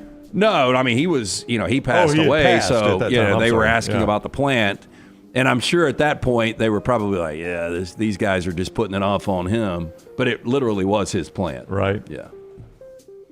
Do you know what you would have looked at for just that one plant? I really don't know. I mean, that was that was 93 when that happened, so probably wouldn't have been good. How tall was the plant? I mean, I never even saw the plant. Oh, yeah. I really didn't. Yeah. Yeah. You got that story down good. No, I mean, I really didn't. Was he my roommate? I didn't know that. I didn't know. We start first, Bojangles, bringing I love sweet Bojangles. and savory brunch perfection all day, every day with the launch of its newest menu item, chicken and bowberry waffles. Hey, listen, their bowberry, the biscuit at breakfast, Tyler. Have you had that thing? Delicious. It is phenomenal. Oh, I would, one of the best breakfast biscuits you can absolutely. I yeah. would crush this. Now, this is basically, it's the signature Cajun filet, a little spice there, on a warm bowberry waffle drizzled with sweet bowberry honey glaze. Now designed to satisfy both sweet and savory cravings, chicken and bowberry waffles set to become a go-to brunch option for fans who believe brunch should never take a day off. Now to celebrate the launch, the iconic Chicken and Biscuits chain hosted a Brunch at Bo's event on Sunday, complete with all the brunch vibes, bottomless legendary iced tea, a DJ, beautifully plated chicken and bowberry waffles, and potato rounds. I will tell you, it checks all my boxes. It is spicy, it is salty, and it is sweet. Yeah. That is what I want in a brunch. I'd eat the heck out of that, no doubt. I'm surprised you would not try my breakfast sandwich that I do with the ham, the pepper jack cheese, the jam, and the mayonnaise. It's the mayo that gets It's the me. mayo every time. I would do everything Sweet but and the savory, mayo. man. Not the mayo. I think you got to go either mayo or jam, but not both. I disagree. All right, then. My sandwich, my friend. I can't stop you. Casey Anthony has launched TikTok as the legal advocate. Now, she's got a new gig. She's self-proclaimed legal advocate, promoting her role on a brand new TikTok account. The formerly acquitted defendant, who was on trial for murder in 2011 for her daughter, Kaylee Marie Anthony's death, explained that after being thrust into the legal spotlight, she's turned what many saw as a curse into a blessing. Yeah, now I saw the start of this on my timeline, and what is it called when you just move forward really quickly? Swipe? Yeah, Swiped up? When she first says, "I'm Casey Anthony, I want to talk to you about my parents, but not what you may think," and I was like, I don't care. I don't really care. Did anybody ever find out who killed her daughter? I think some people. Or is the speculation still her? Well, I think a lot of people still believe it's So, her. officially, no one knows, but in like the whole search for her daughter, she misled the cops several times. So is this a John Benet Ramsey situation? I mean, that one's even weirder, but I mean, well, according to her, quote, "I'm a legal advocate. I'm a researcher. I've been in the legal field since 2011. Has she been in the legal field? In a way, yes. I feel that it's necessary if I'm going to continue to operate appropriately as a legal advocate that I start to advocate for myself and I advocate for my daughter." She used a video to reintroduce herself, saying she'd only be posting professionally, limited to legal matters, and that her drive to be a legal warrior really kicked off after seeing people she knows personally who were targeted and attacked recently. I don't know why. Well, I mean, I guess everybody's 15 minutes of fame could last longer than 15 minutes, right? But I don't know why this lady is still. No, I don't either. I think the existence of true crime, like if you go looking for stuff to watch on streaming, almost everything involves murder. Like we have a fascination with murder in this society. Oh, true crime, you're right. True crime is just, it's the... And I've got to find a different angle. I got to find the Kings of Tupelo. I got to find Don't F with Cats. Like the other stuff, it's too similar. Like Jennifer and I have watched some of Only Murderers in the Building, and that's basically making fun of the fact that everybody is into all these true crime podcasts. Right. So they become detectives themselves. I only watched first season. I haven't watched season 4 yet. Oh, we're still on season 1. Yeah, season 1 was good, but it lost momentum, and so I didn't even get in for. Were season 2s and 3s pretty good? One of them was really good. One of them was really bad. I can't remember 2 or 3. One of them would was hate good, to one draw was the really wrong bad. one. You know, my wife, here's how she surmised it. It may have been 1 was the GOAT, 2 was really good, 3 was really bad, and we'll see what 4 is. So my wife was like, Selena Gomez isn't a great actress, but I don't expect Selena Gomez to be a great actress. That's not what I'm looking for out of her. She actually gets better, though. Does she? Yeah. Season 2, I think she's really good. And she's like, but, Martin Short and Steve Martin have been doing this routine for probably almost 50 years now. Yeah, and they've got a really good rapport together. They do, but she's like, but it's kind of the same routine. I've seen them. It's just a different story. Yeah, even in the commercial, they were there in the bookstore. Yeah, she's like, they've been doing this routine for 50 years, so it's kind of lost a little bit of luster. So I think I'm about to Here's lose your Jennifer. headline for the next one. Woman arrested for stabbing boyfriend after he refused to eat her. Pound cake. Okay, say it one more time for me. I can get this right. Woman arrested for stabbing boyfriend after he refused to eat her.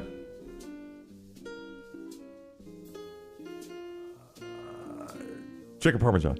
I was going to say chicken Parmesan. Brad. Were you really? Yeah, How chicken weird parm. is that? Well, it's just cooking, but I did see an article that Could was be chicken very Parmesan. similar 2 weeks ago, and it was a different situation. Yeah. Oh. Yeah.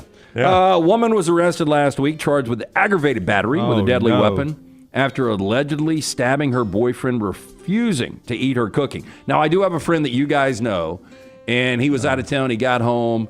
His wife that he's now divorced from had cooked him dinner. Yeah. She had never really done that in years. And so Immediately he suspicious. speculated that maybe it was poisoned.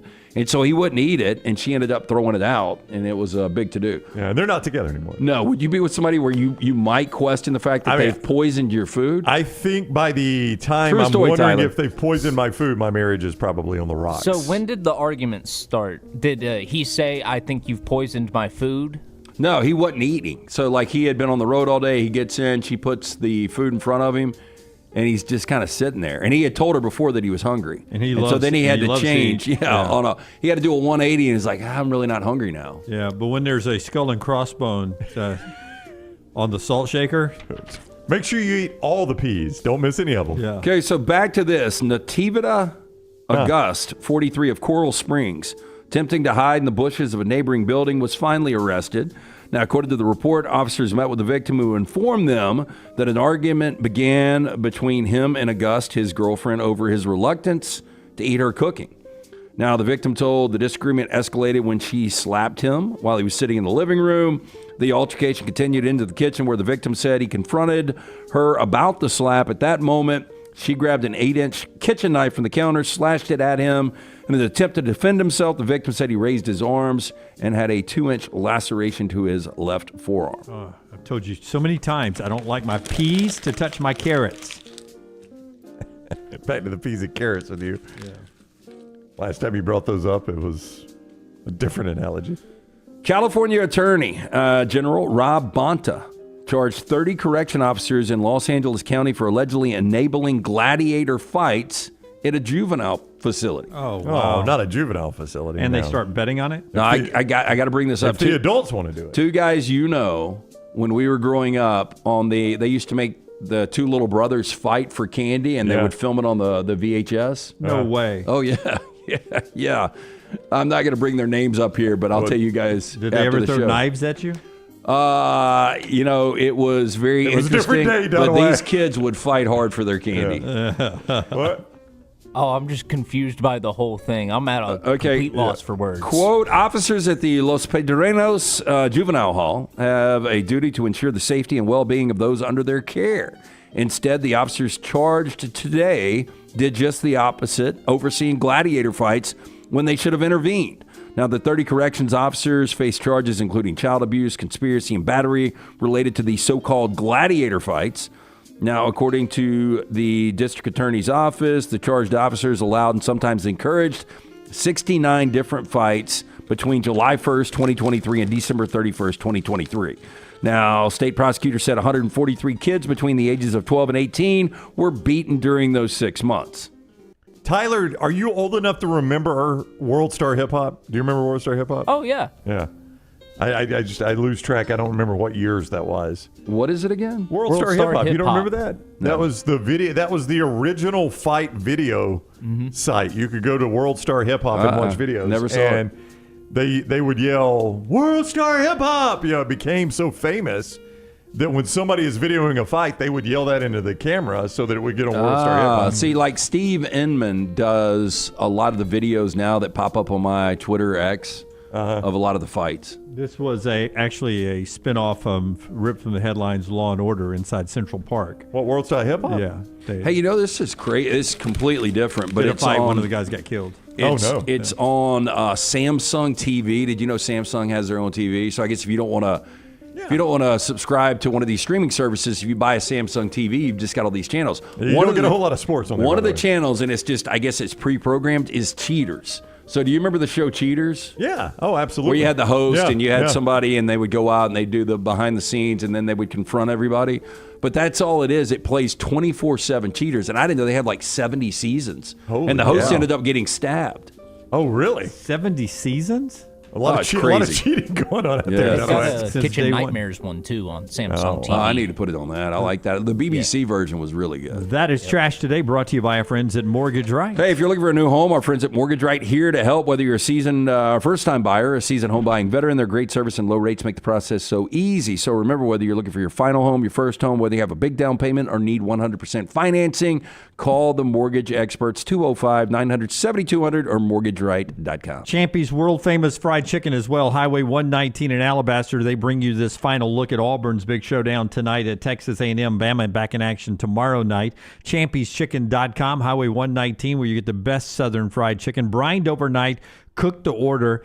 It never is pre-cooked, man. You go in there, you order it, they drop it after you order it, they bring it out piping hot. It is fresh, it is delicious, it is perfectly tasting, and all the wonderful sides. Yesterday I went traditional. Baked beans, coleslaw, perfect combination. Mississippi Delta recipe tamales with a little kick in them.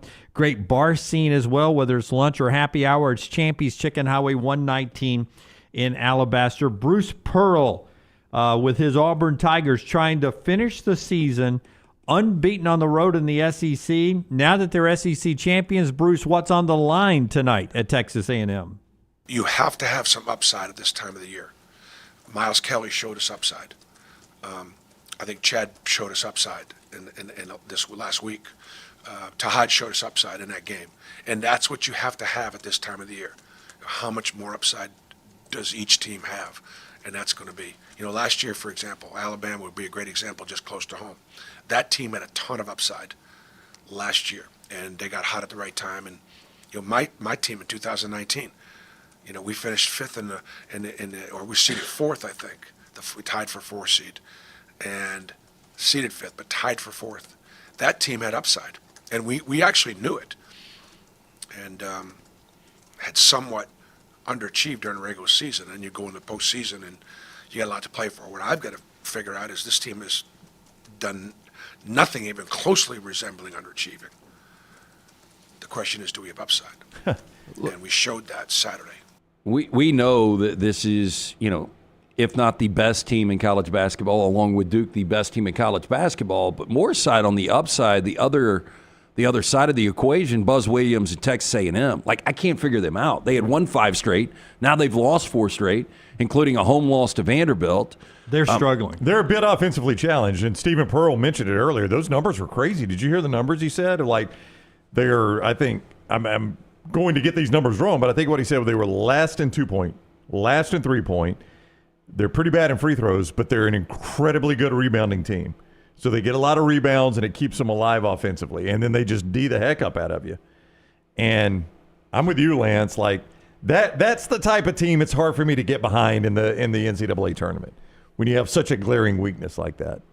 But we did talk to Stephen about the fact that Buzz Williams' team has beaten Auburn 3 of the last 4. Auburn won the last meeting last year, but 3 of 4, 5 of 7, Stephen pointed out. So Buzz Williams has a little something on the Pearls and what they like to do, but he thinks this team is different. Well, it's the 9th time in Texas A&M history they've played the number 1 team in 113 years. I've been a head coach 18 years, and this is the 4th time I've played a number 1 team. Statistically speaking, based on my tenure here, I would say that they're the best since we've been here. It's the best the league has ever been, and they're the best team in the best league. They lost to Florida, as you know. They lost at Duke.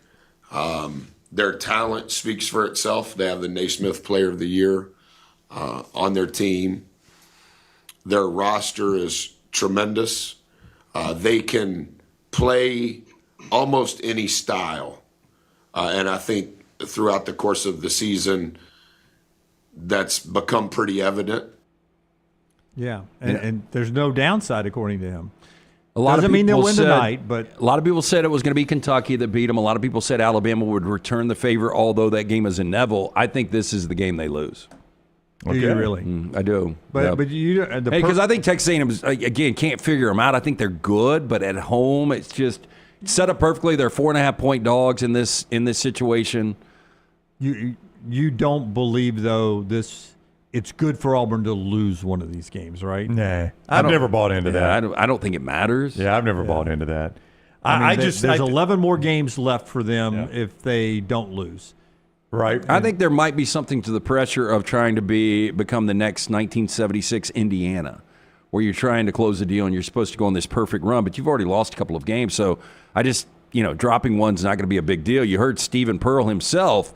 I can't believe we're not the number 1 overall seed already. Yeah. They're going to be that number 1 overall seed. It doesn't really matter. For a minute there, I thought they must be getting info from the selection committee, which I didn't think happened, but he was just referencing all the bracketologists. Well, and he is a deep dive numbers guy, too. Yeah. I thought he was getting from Kirby Smart, who was saying, I know what everybody thinks we're going to be 7-5. Y'all might be a 2 seed, coach. Yeah. I just think with Auburn, it's what you battle as a head coach if you're Bruce Pearl, is that you've done all this. You've played elite level basketball, really start to finish. When has Auburn not played elite level basketball this year? It hasn't been like, they were elite in December, not so much in January, back in February. They've been elite level for a very long time. Florida's that was it. That game. The home Florida loss was kind of unexplainable outside of the fact that Florida is really good. So that's one game, because even at Duke, they were playing elite level basketball. Oh, yeah, they played great in that game. There have been some wins that they've had that they've played but less. Still winning. But in their 2 losses, Florida is the worst game they played. They could have easily won at Duke. At South Carolina was shaky. They won, though. Yeah, but they won those games. And none of that matters if you don't play elite level basketball for 6 games. Yeah, I just think that sometimes that team has looked bored, and there have been people who told me that sometimes they have been bored. It wouldn't surprise. That's human nature. Throughout the course of this season. We'll recap live tonight on the basketball show on our video platforms right after the game, 8 o'clock tip on ESPN. We'll react to it here on the next round tomorrow and get you ready for Alabama's final home game. By the way, Nate Oates announcing yesterday they will honor Mark Sears and the other seniors after the game tomorrow night, 6 o'clock start time. Then after the game, they will honor those seniors. So hang around for that if you're in Coleman Coliseum. Get there early, big game. It's Alabama's path back to a 1 seed, a win over Florida tomorrow. We'll set the table for you. Until next time, God bless you and God bless America.